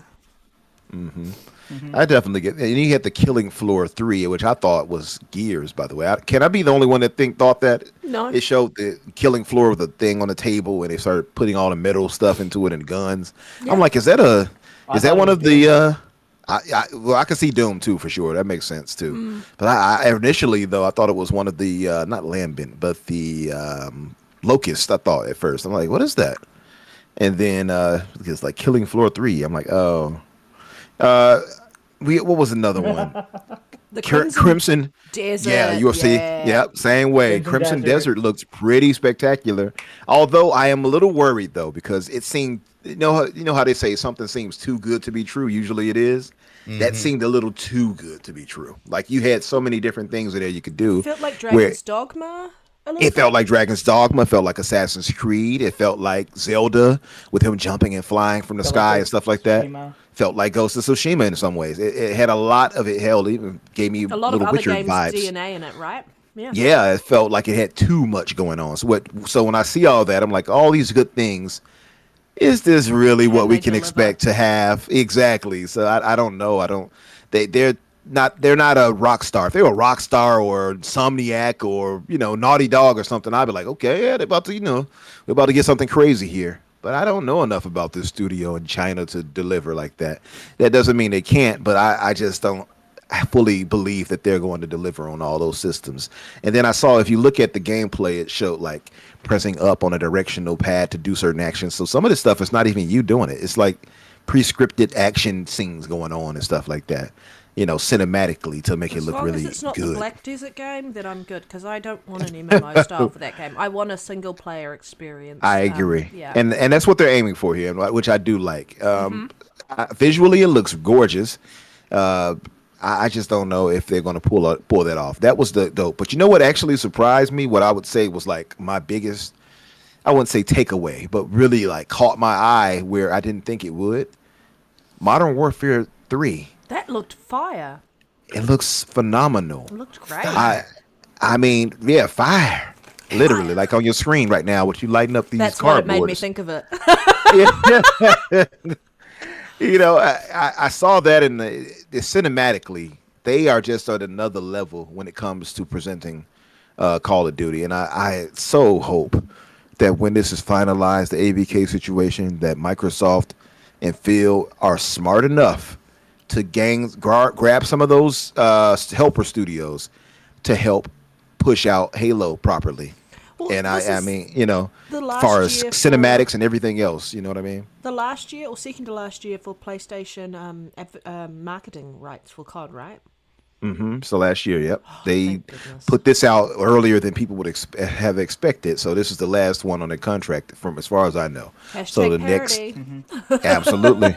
So as far as I know, after this next year or whatever they decide to bring out another game, it'll be free to be put on Microsoft, you know, Xbox boxes and things of that nature, and then and Microsoft to have, of course, have the marketing because why not? Why wouldn't they? But yeah, Modern Warfare 3 took me by surprise. I was like, wow, it looks really good. And I don't care for multiplayer with Call of Duty. I would only play it for a single player campaign. So that's the beautiful part with all these games coming to Game Pass eventually, is that I get to play through all those campaigns I never touched because I didn't care to buy the whole package. So that's a beautiful thing for me. I'm excited about that. And I do feel like I'll have a bit of FOMO not being able to play this because I didn't even play the other Modern Warfare that they remastered or remade or whatever yet. I played the first one, the 2019 one, which was good, by the way. But I didn't play last year's Call of Duty because, you know, don't care for the multiplayer. There's no need for me to get that if I'm only going to play one mode. Well, the campaign in last year's Call of Duty Modern Warfare is really good. I've I haven't heard finished it yet, but yeah, it's really good, man. I've heard, man. I've heard it was really solid. I've seen some clips and stuff like you fighting on an expressway or something like that, and the guy is upside down. You have to shoot upside down. I've seen some stuff. It looks pretty good. I do want to play it, and that's why I'm excited for this stuff coming to Game Pass, because what a value for us to get all this stuff in there for no extra cost. How beautiful. Absolutely. And for me, that's my first COD campaign that I'm playing. I know, Yeah. Shokara, but I never really got into the original ones. But and I did, and 2019 I only played the multiplayer. I didn't play the campaign, so I need to go back and play that at some point in time. But what I really like about it that differentiates itself from a lot of other first-person shooters is that you're doing different things. So kind of like each level, you're not just running with a gun to get to the end of the level, right? Yeah. Right. In this, you're a sniper. If you're not a sniper, you're running through houses shooting people. If you're not there, you're in a helicopter bombing people. If you're not doing that, you know, you're doing something else. And it's mixed. And that's what I like about it, because it kind of keeps the game refreshing in a way while you're going through it and advancing through the storyline. And that's what I like about it. So I'm a big fan of that kind of setup where More of every a sandbox style, right? Yeah. They did highlight that. You're right. They did, like even Boba was saying in the chat, they did make this. They put some sandbox elements. Like we typically would get that in the Halo, for instance. I know this is on the screen too, so I'm just trying to be in sync. But we we get sandbox elements from a Halo. We don't typically get that from a Call of Duty. It's pretty linear in most cases. So for them to add that, I think was very smart, and I think they should continue going that way because it really adds into the replayability of that game. You know what I mean? So seeing how you could do so many different things and ways to approach attacking something base or whatever it may be, it looks really refreshing. I like it. Really took me by surprise. I'm surprised I'm talking about it the way I am. Well, I mean, that's why Halo Reach is my favorite Halo out of all of them, and it's because of that. Each level you're doing something different, and you know, one of them you're flying in the city, and you've got to go to different buildings and all that. So you're always doing something different. The next one you're in a warthog or whatever, or in space, or in space, right? And that's absolutely. And I look back, and that's why I really liked Reach as much as I did, and I played through it like 3 times. Beautiful story too. Absolutely. And then when I come into this COD and play it and I get that same feeling, I'm like, yeah, this is my jam for sure. So yeah. Hey guys, if you want to do first-person shooters, mix the gameplay, the levels up like that, doing different things, not just a different goal, and yeah, it's going to be super fun. Sniping levels and shit, that's awesome. Like you said, you there is a point in time where I think your ankle's stuck and you're tied to a rope from a helicopter and you're upside down, and you got to try and shoot. That's crazy. That's in COD, by the way. Yeah. So anyway, it's good fun. Keep that refreshed. I haven't looked at Modern Warfare 3 yet. That's coming out soon, isn't it? But I haven't looked at that. Yeah, Modern Warfare 3 is November 10th, I believe. Yeah, November 10th. Okay. So yeah, that's going to be a man. I have to tell you, I got a bit of FOMO, but like I feel like I'm still going to be in Starfield at that point. So I don't know. It's like whatever. But we'll probably also have Baldur's Gate 3 by that point too. So it's a tough one. This is a tough year. Yeah, I think Baldur's Gate 3 would be, I think, more December, but yeah, it'll still be before the end of the calendar year. And I think you're right. I think most of us will still be in Starfield. Mm-hmm. There's just going to be so much to do. You know, it'd be great. So much. With the announcement of the Xbox port coming sooner, it would be great. And I know Larian may or may not do this, but it'd be so funny if they did. They announced on Twitter, "Hey, we're going to push back the PS5 release because we want it to come out the same day as Xbox because it's not exclusive to play and we want all gamers to play together on the same day." That would be great because we'd all get to play together, but at the same time, it'd be funny to just see the fanboys' reaction to that. Well, because they have to wait so long for another game. Well, not just that, but they'd end up having to play it same day as Xbox. Yeah, that'd be pretty funny. It would be fair. It would be, yeah. Just wanted to throw that out there. Is there a date set for the PlayStation version? Yep. Yes, September 6th. September. I thought they pushed it back to not be around Starfield. I thought they pushed it back to October. Did they bring it forward again? Which game was that? They pushed the PC version. Baldur's Gate 3. Yeah, they pushed the PC release. It was early came out earlier, and now the PlayStation release is coming out September 6th. They did. Okay, they pushed it to September 6th. Good luck. Yeah, right. I mean, everyone's going to be playing Starfield Early Access, right? Am I the amount of people who are just August 31st? Absolutely. I am I'm working that day, and I'm like, what is this? But my sister's got it off, so she's going to be playing it the moment it goes live. But I've taken a 3-day weekend. I've taken the Monday Very off, nice. So I've got 3 days to just smash this game out. I shouldn't say this out loud because I never know who might hear you and report you, but I am literally calling off that day. I'm not going to work on August 31st. I will probably finish early. I've made up my mind. I will probably finish early that day because I know I'm at least going to spend 40 minutes in the character creation. That does not include your traits, your background, anything like that. Right. We're going to be in there for an hour or two. And I have my podcast on that day because it happens on a Thursday for us here in America. So it's Thursday at 7:00 on our assassin, so you'll know. And about that time is when my podcast starts to fix. So I'm like, nope. I'm going to start the podcast maybe an hour early and then finish at 7 and not go to work. Yeah. I'm going to request a day off. That's what I'm going to do. And I'll have a 3-day weekend, much like you said, Red, to play that. So, yeah, that's exactly what I'm going to do. Yes. Well, I'm doing our show on Saturday, or my Saturday, which is your Friday. And then I'm guesting on someone else's show on Monday. And so I was like, I really don't care because, I have so much time to play Starfield and my eyes are probably going to fall out of my face, but it'll be worth it. You know you're a true gamer if your eyes fall out of your face and you're like, oh, you know what? I haven't brushed my teeth for 3 days because I've been playing Starfield nonstop and I can't get off my chair. No, I'm not that bad. I like hygiene. Let's hope not. Hygiene is important, people. Unlike that, I still get grossed out by that video of that person, the mum trying to tell her son to stop playing and go to the bathroom, and he's like, "No, not yet." I know the one you're talking about. Yeah, it's bad. It's bad. Well, there'll be a lot of people no lifing Starfields. The blue one said, I think it was the blue one said earlier in the week. People going to play Starfield appearing online, or is everyone going to be appearing offline? So it'll be interesting to see. You scroll through your friends list on Xbox and see how many people are offline. They're playing Starfield. Yeah, because everyone won't want to be interrupted. Co-op multiplayer games, and if you want to talk to me, it better be something special. Sorry, people, but it better be something special because I ain't listening. Twitter's going to be silent. Yeah, well, no, well, not necessarily. It's going to be heaps of screenshots. And videos but it's going to be there's going to be long periods of silence for the most part. It's going to be great. Well, especially on the other side of the fence, yeah, it will be. Well, they'll be putting Baldur's Gate 3 up, right? And then telling us how much they love it, and then they'll be playing Starfield too.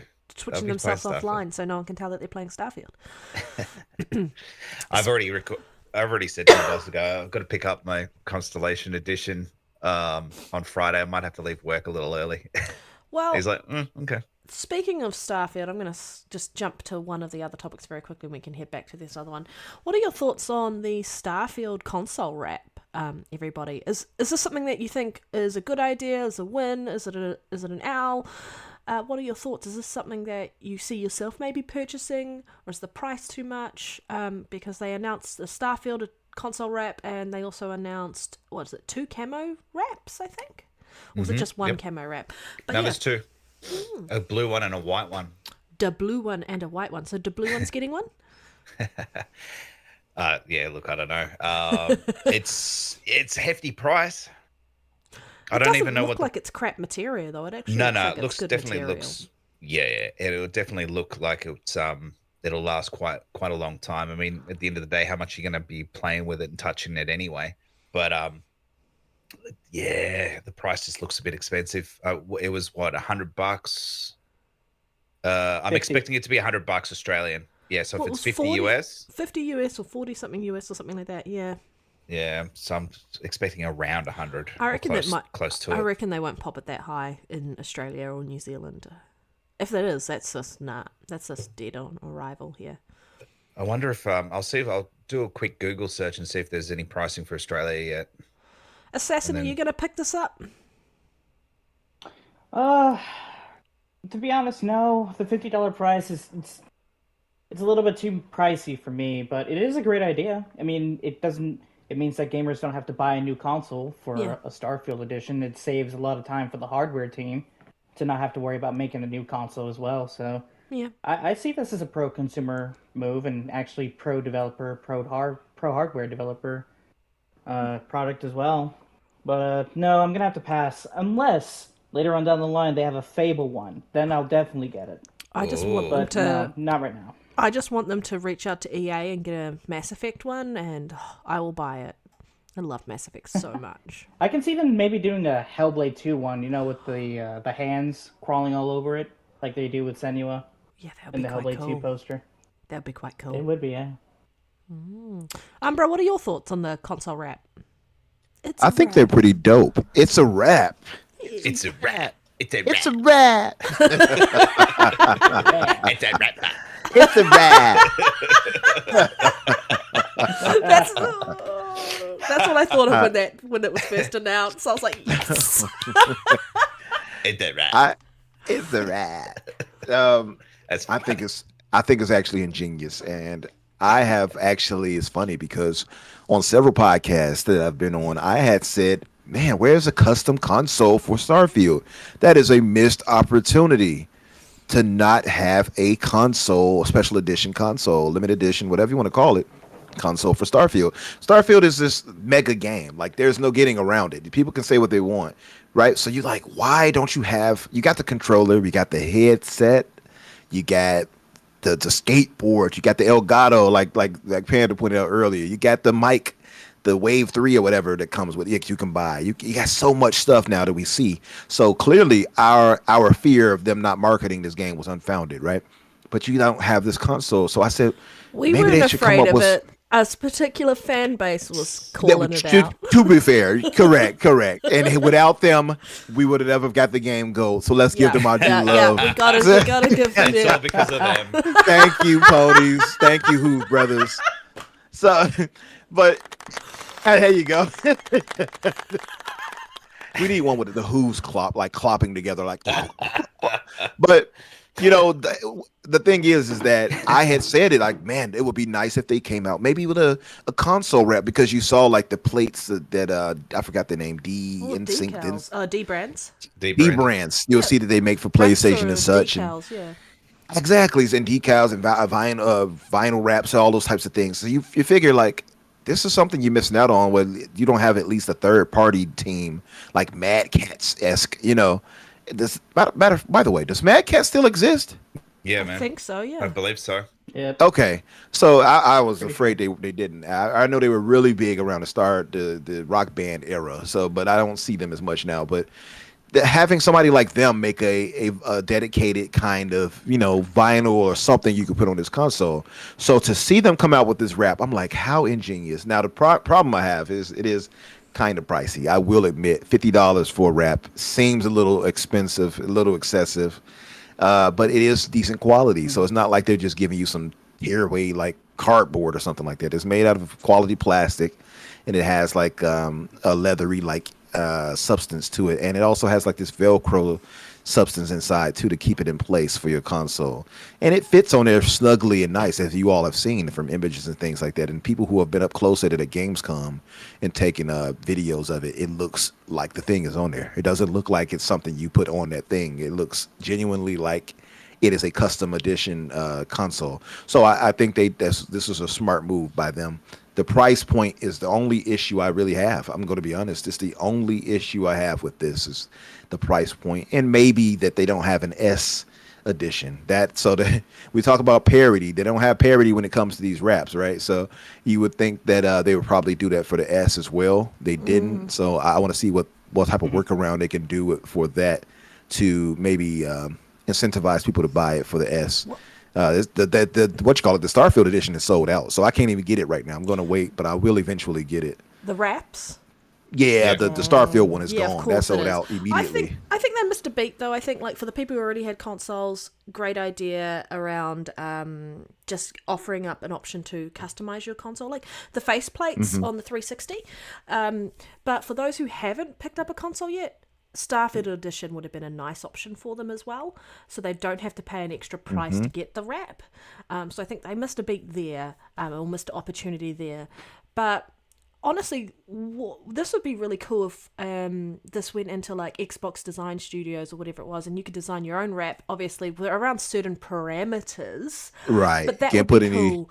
any D-pics up in there or something like that. But but that would be kind of cool. Like you could design your own cool. version and get it sent out like with your gamer tag on or anything like that. I agree. Yeah, that would be really nice. They could really run a mile with that if they wanted. And I feel like it is a sad thing that the Series S isn't getting as much love in that respect.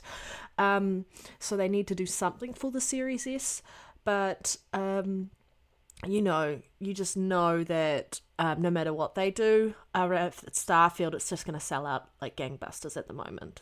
There's just no stopping that train once it's started. Like Starfield is going to sell millions upon millions of copies of games. Like everything that's been merchandise for Starfield has like sold out. Very hard to get your hands on, and so I think it was a smart decision for the wraps, but like a missed opportunity for those who hadn't already picked up a console and they want stuff. Yeah, no, put it in a bundle for the holiday season. Put the wrap in with like a console, like you sell it together. Like a bundle. Yeah, that might be a good idea. Holidays, they have this. You have the Series X. You get an option of controller wrap, or a controller headset, or wrap headset. Like having two, but not all three with the console, maybe for like $550 or $600.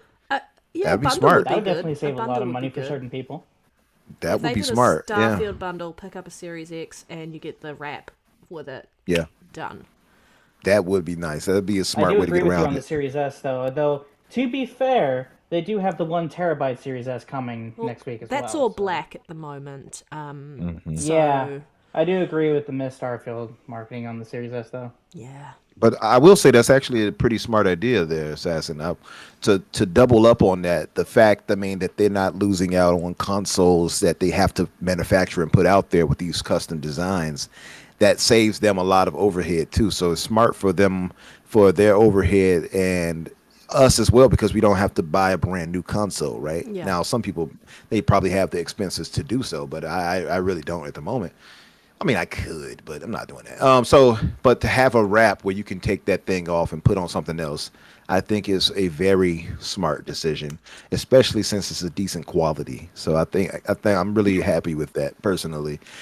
Pricing, that's about the only thing I really point to. Like if that thing was like 15 or 30, like let's say 25, maybe if they made it like $30 or something, I would be like, oh, this is a steal, But since it is decent quality, and until I see feedback where they're like, oh, this thing tears away so easily. Now, if I see that, the quality isn't so great, then I'll have more to say. But as it stands, I like the way it looks, and it seems to be pretty decent quality. I think it's just smart, and there's so many ways they can go with it. It's like you said, the design labs is ingenious. That's exactly what they should do. Yep. To me, it's ripe for the picking. That they will get so much money from that type of stuff. Look, we buy They've got all the controllers IPs from them. that you could. Oh, yeah. Like you could All use Xbox IPs on that. Exactly. They don't have to Fable, Yeah. Hellblade 2. You've got so Halo, much that you can. Forza. Halo, Forza, absolutely. You can It's make so your own, much. your own Starfield rap, which would be cool. Like, you know. That would be really good if they allowed us to make our own like game-based ones off the parameters that they put inside as long as it's the shop. Yeah, like even if they gave you the options and said these are the images and you could like put it together yourself. Oh, amazing. I love it. Yep. Phil, if you're absolutely. listening, come on, sort it. Sorry. Get it together, Phil. All right, Yep. what are we up to next? Starfield. Oh yeah, okay, here we go. Starfield leaker arrested allegedly stealing copies of the game. What a knob! What a knob! What was he thinking? And why would you film yourself? Like who? What's wrong? Like it's the same He situation. was I know high. He was high the whole fucking time. I Was get he? it, but does weed make you stupid though? I don't think it makes you stupid. No, because I get better at Halo. Panda when just said earlier she can't lie when she's high, so what But do that you doesn't make think? me stupid. It just makes That me rhymes. more honest. Right, she becomes more honest. I'm just saying that it has effects on people. It's different for everybody, but hey. I guess. It dropped that guy's Maybe it just IQ made by him like stupid. 50 points at least. Yeah, come on. Like, why would you film yourself about doing a crime? And I thought it was just him revealing, like, oh, I played the game, so he's, breaking 40 minutes of NDA. gameplay. That he guy put put on out the his YouTube gameplay, channel. and he sold what it was $5,000 worth of the games or something Yeah. like that. Damn. Like, what was he thinking? Yeah, he sold games, perfumes, jewelry, and I think a couple other things. That guy was an I mean, he showed off entrepreneurial. his He's games, an too. He's got the gangster entrepreneurial. trait. Yeah, Entrepreneurial. yeah. He was trying to do it all. He played too much Starfield. He was trying to do everything. It's like 5 games in one. So he was like, I'm going to do everything at once. Sell games, tell on the game, film myself talking about the he called game, so you can himself see the who I Master am. Thief. Oh Oh man, no! See, now you're asking for trouble. Starfield, Yeah. the Master Thief collection. now he's gonna have to give up the master cheeks in jail. That's messed up. Oh shit! That's a black hole you'll never. Yeah, He get just out of let there. him know soap salute, guys. He can use that if he needs to, if he's got nothing else. Yeah, hey, he's one- there. Hey, what are you in jail for, homie? He's gonna you can experience a Starfield. different black hole there, huh? As long as he can Oh, hook them man. up with Oh. Starfield An in jail, he expanding might be okay. If he can hook them up with some Starfield in jail, he might be okay. Yeah, yeah. I'm woke. Riska said. He said, "What's up? You what? You awake?" yeah. Yeah, he's awake for our show. He will fall asleep during your show. Right. Yeah, risk it. Assassin Damn. has been on his mic. It's just his throat's a bit sore, so he's had to get off it. Damn. Wait, what did he Assassin's say? like, this is the last time I jump on your show. This episode piss has to be off, titled. Richard. This episode has to be entitled "Innuendo" or something like that. It's been like 8 of them. It's been like 8 of them. This We've show. been going ham on the show. Yes, Guru we was have. gone Yeah. for one episode. We got so many innuendos. Oh man. But honestly, like, to not use your brain and think you're gonna be fine, and you wouldn't get caught out for leaking this footage and trying to sell this stuff, like, what an idiot. Well, that's what it's come to now, right? Internet clout.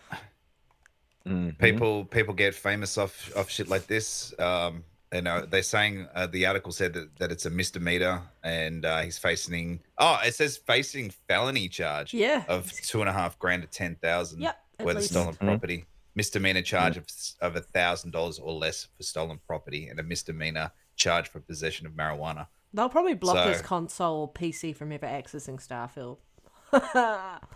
It's but like he not only did he have his face on camera and everything, when you boot up a copy of a game, they know the IP address and they can track you. Like it's not people forget that stuff. They really don't There's no think about it, do VPN they? for consoles. No. They can look. Let's be real. The authorities and governments and stuff can work through a VPN anyway, so they're not as good as what people really think they are. But anyway, it is what it is. But his review was positive. We can at least all agree on that. Yeah. He spoke positively about the game. So I mean, he's got to play the game, so I mean, he's got something up on us. That's a good point. Free my brother, free him. he gave a positive review. Free him. Nah, Umbra, you know what I think? I think there's Xbox bias in the police force too. I mean, you got Kai Sined selling a bunch of PS5s and he got off scot-free, and this guy leaked Starfield for Xbox and he's fucking arrested. It's amazing what money could do for you. Kai Sinet should be in some There's trouble. constant wars in the police force. Yeah, The police force. that guy should be in trouble for what he did. Like, that was foolish, and he got away with it. He did. and dangerous. And he got a job out of it, right? Yep, Honestly, no. No, you're right. Money talks, doesn't it? it does. It does. And because all he really had to do was to the cop go, I can hook you up with Starfield, let me go. I can give you early access. You can play it right now on my account. Like, hey, your kid got an Xbox? Shout out to the chat, everybody. Technos Gaming, Risk It, Sappho, Most Consistent, Ekbok, Click, everyone who's here joining us as per usual. Awesome to see everybody, and I hope you're enjoying the show. What's our next lovely topic? That's it. Our last one was sort of just to talk about Starfield, and I was actually going to ask a question. Is like everyone's picking a faction on what they're gonna, who they're gonna play as, and I was thinking about it, and I've been thinking I'm gonna do probably Crimson Pirate or something like that, right? And then I thought, you know what? If this has got the freedom that it's supposed to have, I'm actually gonna go to all of them. Well, the New Game Plus was announced. Yeah, so but you probably will have a chance to do all of them anyway. No, but as one character, I want to go to each different faction and try and be a part of all of them and see what happens. Well, if it's anything like the console wars, be prepared to get called a traitor and an Xbox. A pony. Defending the enemy. And So I feel like I might do that and see what happens. Yeah, I feel like I'll probably, for the first playthrough, I'll probably stick with Constellation because that's the main one that you start off with, and it seems to be the one narratively that you're supposed to be with, right? So maybe Constellation, if not them, United Colonies, and you got the Freestar Collective. So those seem to be like the main goody two-shoe type ones. I'm going to be lawful, chaotic. So I'm going to be on the good side of things, but I'm going to do bad things to bad people. So, yeah. I just love about this game, like the fact that we could all be on the same planet and have a completely different experience. That's what I'm excited for. That's what I was hoping, like a bit more of Cyberpunk was going to be like. You could sit down and talk about how you did this and you did that. But in reality, this game is actually doing that. Obviously, hopefully, when we actually play it, but we'll find out. Yeah. But that's what I'm excited for. I want to be a space cowboy or cowgirl in this particular instance. Right. Yeah, and I just want to have some fun and like it's a sandbox environment. I'm gonna make Starfield wish I wasn't in the game. Space girls just wanna have fun. You hear about that space girl pirate that's lobotomizing people in Neon? She'll have cat. You're probably gonna have cat ears in there too, aren't you? You're gonna find some if damn I could space find cat a figure ears. a way out to turn myself into a furry, no, I'm kidding. Oh God. I wouldn't be surprised if you got some type of mod at some point. I guarantee you I will probably pay will. for those cat ear mods. Yep, Someone sort it. If they can, I was talking to Mav the other day. He had a little show running, like he does a little late night thing sometimes, and he was talking about he's going to be like a drug smuggler and like the Walter White of space. I'm like, damn. I'm like, that's messed up. but with organs. Yeah.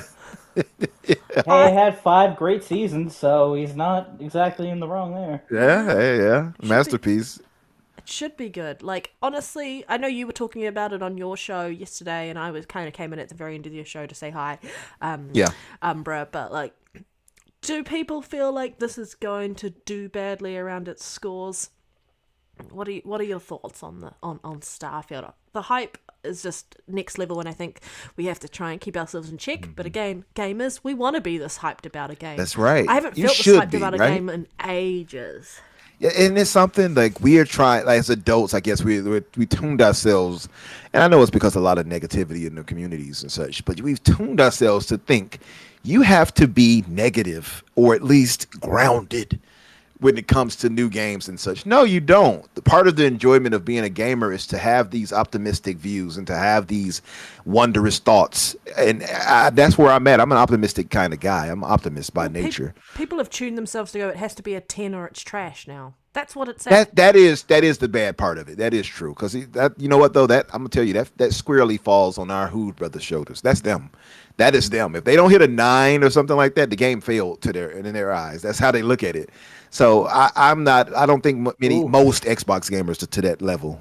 Luckily, but some of them are. I have seen some, but most aren't that way. It's mostly our Hoove brothers who are like, didn't get a 9, failure.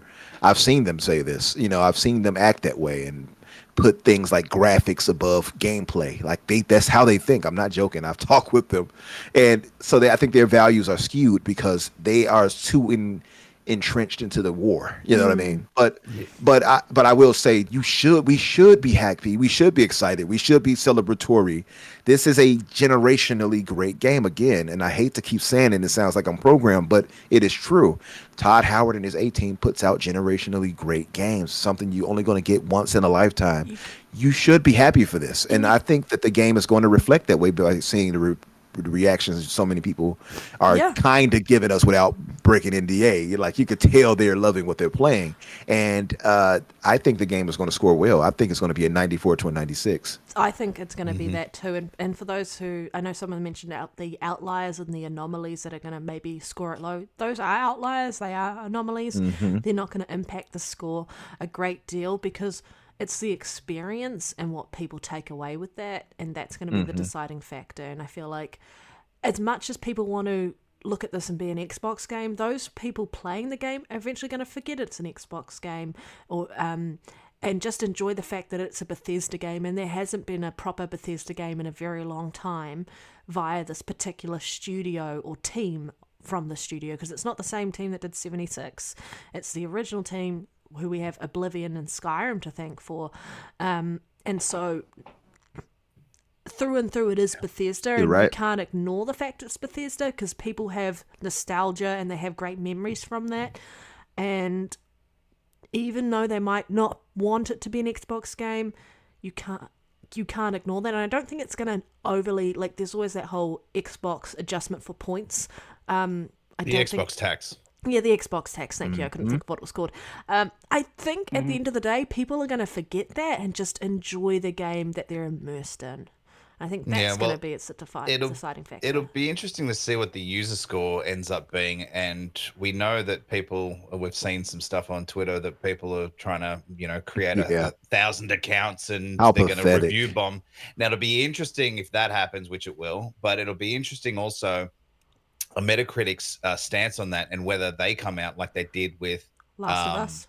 Yeah, and see if they start saying, oh, yeah, this is not good enough. We've got to remove those scores, blah, blah, blah. If they do, I bet you they don't. But it'll be interesting to see if they keep the same energy on when Starfield gets review bombed by user scores. Because it'll happen. We definitely know that there's people out there that, regardless of whether they own an Xbox and most likely will still play it, they'll still score it badly just because they're assholes. Yeah. Essentially. So, but I agree it'll be in the 90s. I'll be surprised if it hits anything lower than a 90. My guess is about 96, I'm going to say. I want it to be a 96. I do too.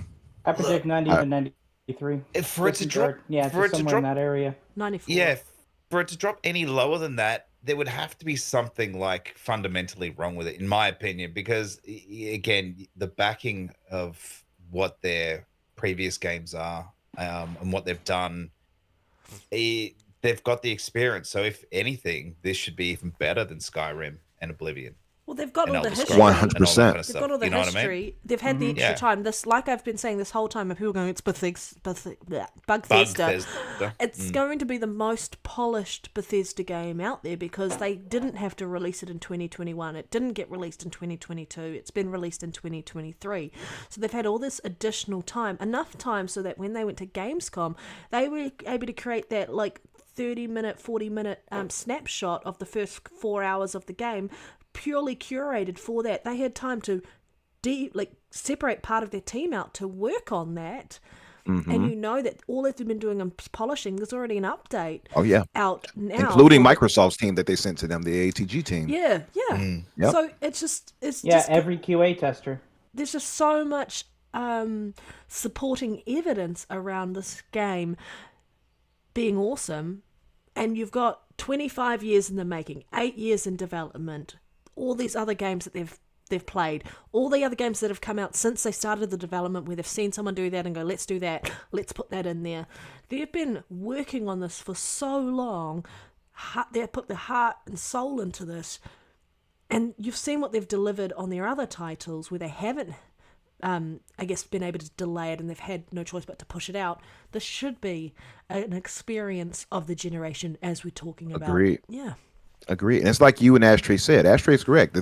If we go by past pedigree and you go by Skyrim, you go by, which is a masterpiece, you go by Oblivion, which is a masterpiece, and on my Mount Rushmore, by the way. Yeah. Four games that you put on your Mount Rushmore, Oblivion is one of mine. That game opened my eyes to what Western RPGs could be. And it influenced so many games. Like, people will go on record and tell you that and Skyrim influenced them in game development. Developers will tell you this. And to have that pedigree with Todd Howard and his team in a game, 25 years in the making, with the most polish any game they've ever made has ever had. And there have been people who come out and said it's the most polished they've played out of any Bethesda game where they hadn't experienced any bugs yet.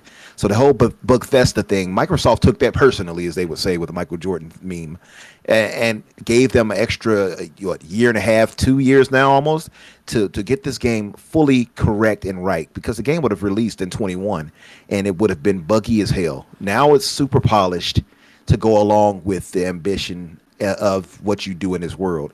How can it score lower than a 90 something, right? It cannot. It can't feasibly do so, because then you would have to go and retract what you gave Skyrim. You'd have to retract what you gave Oblivion. You'd have to retract what you gave Fallout 3.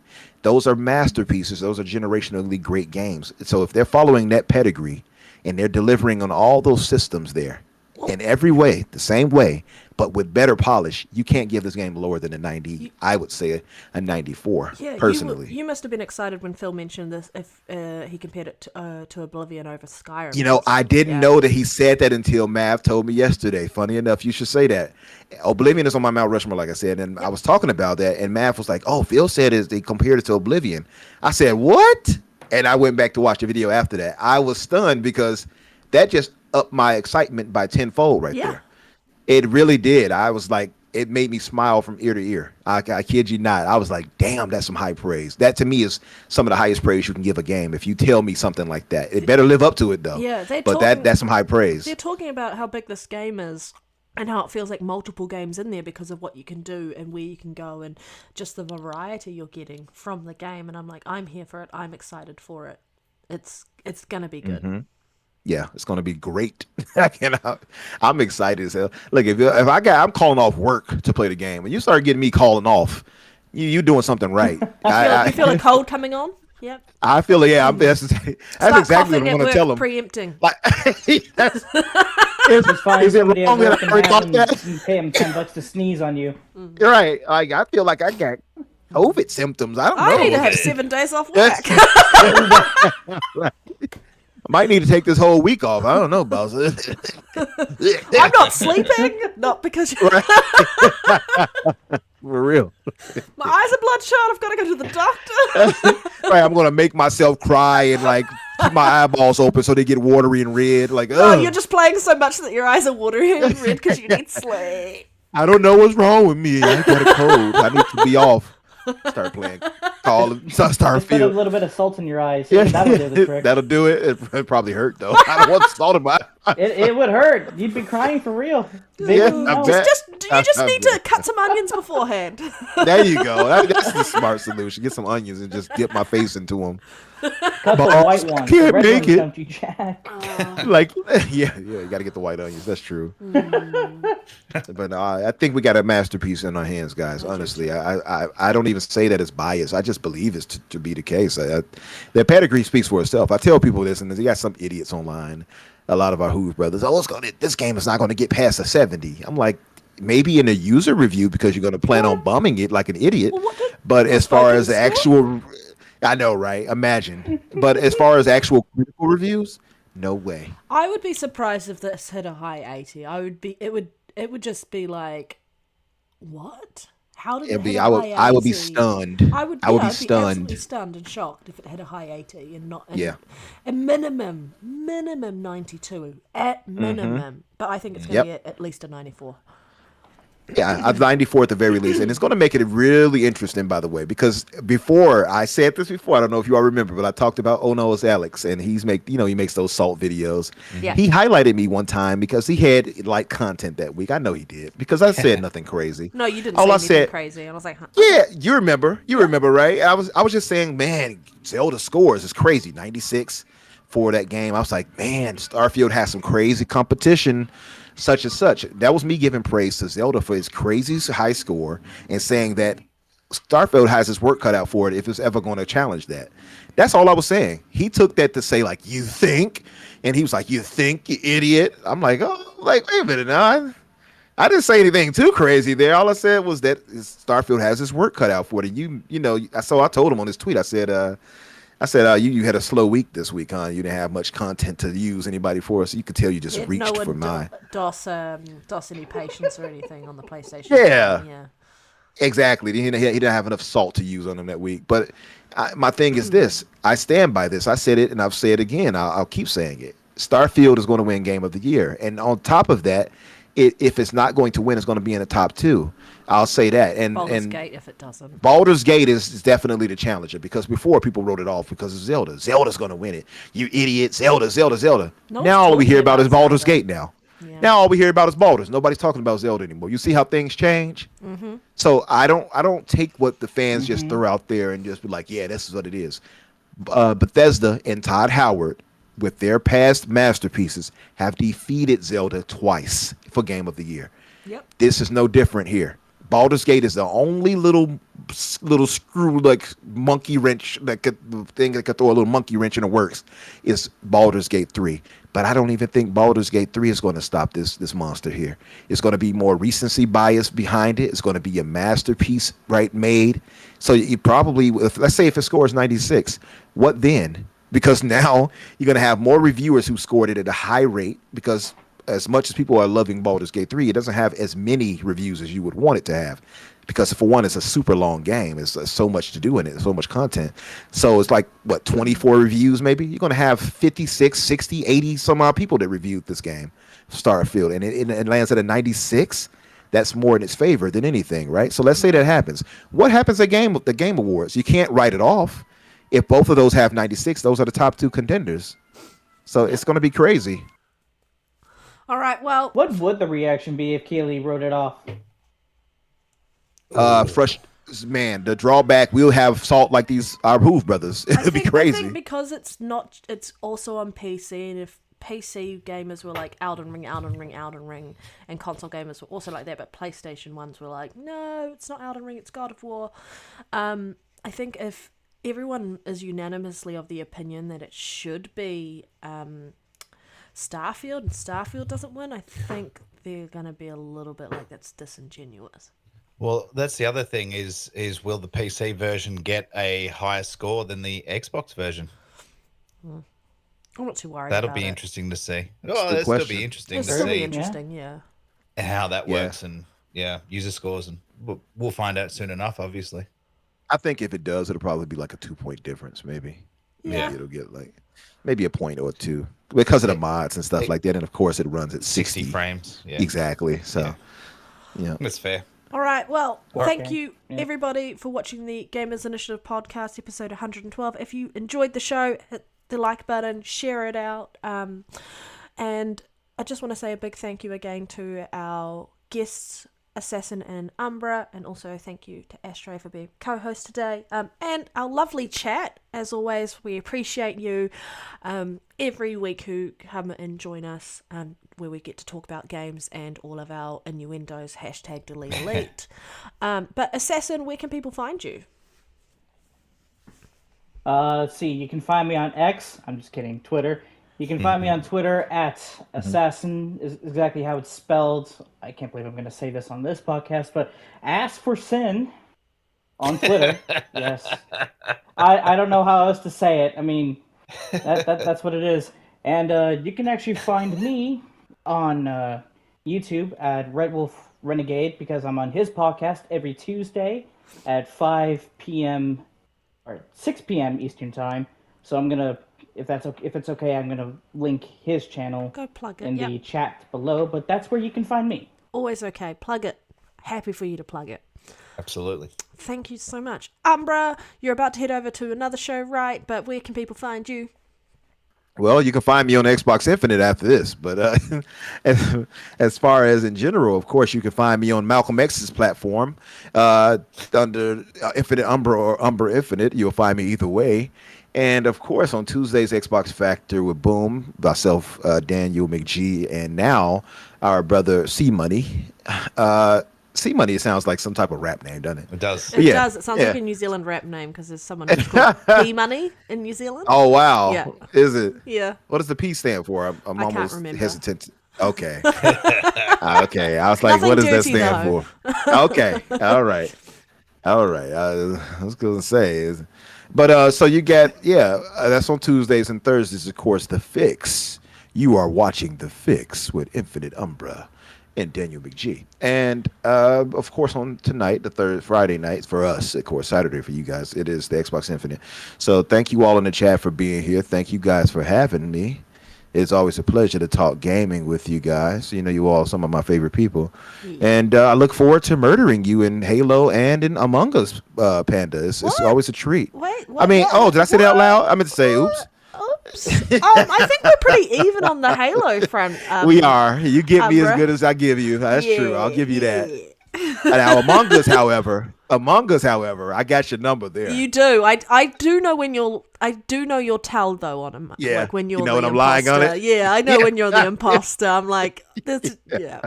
Yeah, you all caught on. You and Peter caught on. I'm like, damn it, they got me. I'm always like, even Shiz is kind of obvious when he's the imposter. Yeah. But yeah. Yes, we'll definitely have to play some Halo. Ashtrey Gaming, remind everyone where they can find you. Yeah, I've dropped the links in the chat below. I'm Amazing. putting Assassins and Umbras in there as well. We are on Red Dead's channel, so appreciate you guys coming over to this channel instead of Elite's. He wasn't available, so we had to do it here, and we don't have access to his channel, even though we friggin' run the show. But anyway, it is what it is. Yeah, my links are in the chat, YouTube, Twitter. That's usually where I'm at. So, and Xbox under Ashtrey Gaming as well, TREY. And we'll see you guys next week. Yeah, see you next week. And for everyone else, before I head out, you can find me, on YouTube occasionally on Elite Gaming Guru's channel, on the podcast each week. I really do need to get some content up, but I am setting something up for my channel. And then Exclusive. exclusive. It's basically World premiere. Triple kill. Kilimanjaro. You can find me on Twitter at RedDeadPanda 1, and that's just the number 1. And you can find me on Xbox at RedDeadPanda 871. So yeah, I'm around. Awesome. everywhere. Very nice. Very nice. All right. Catch you later. Have a great rest of your day. Jump over to Xbox Infinite's show and let Riskit know how big a fraud we think he is. But show your Think? support to You mean Umbra. And we're heading out. Bye. See you next Pete's week. show, right? Yeah, That's Pete's show. Yeah, Pete's show. Yeah, that's right. Hey, I'm still there. What about Pete and chopped Umbra liver? show. Hey, There you go. I said share the love to you. Oh, okay, that's true. That's true. All right. All right, guys. Have a See good you guys. weekend, everyone. Bye. Bye.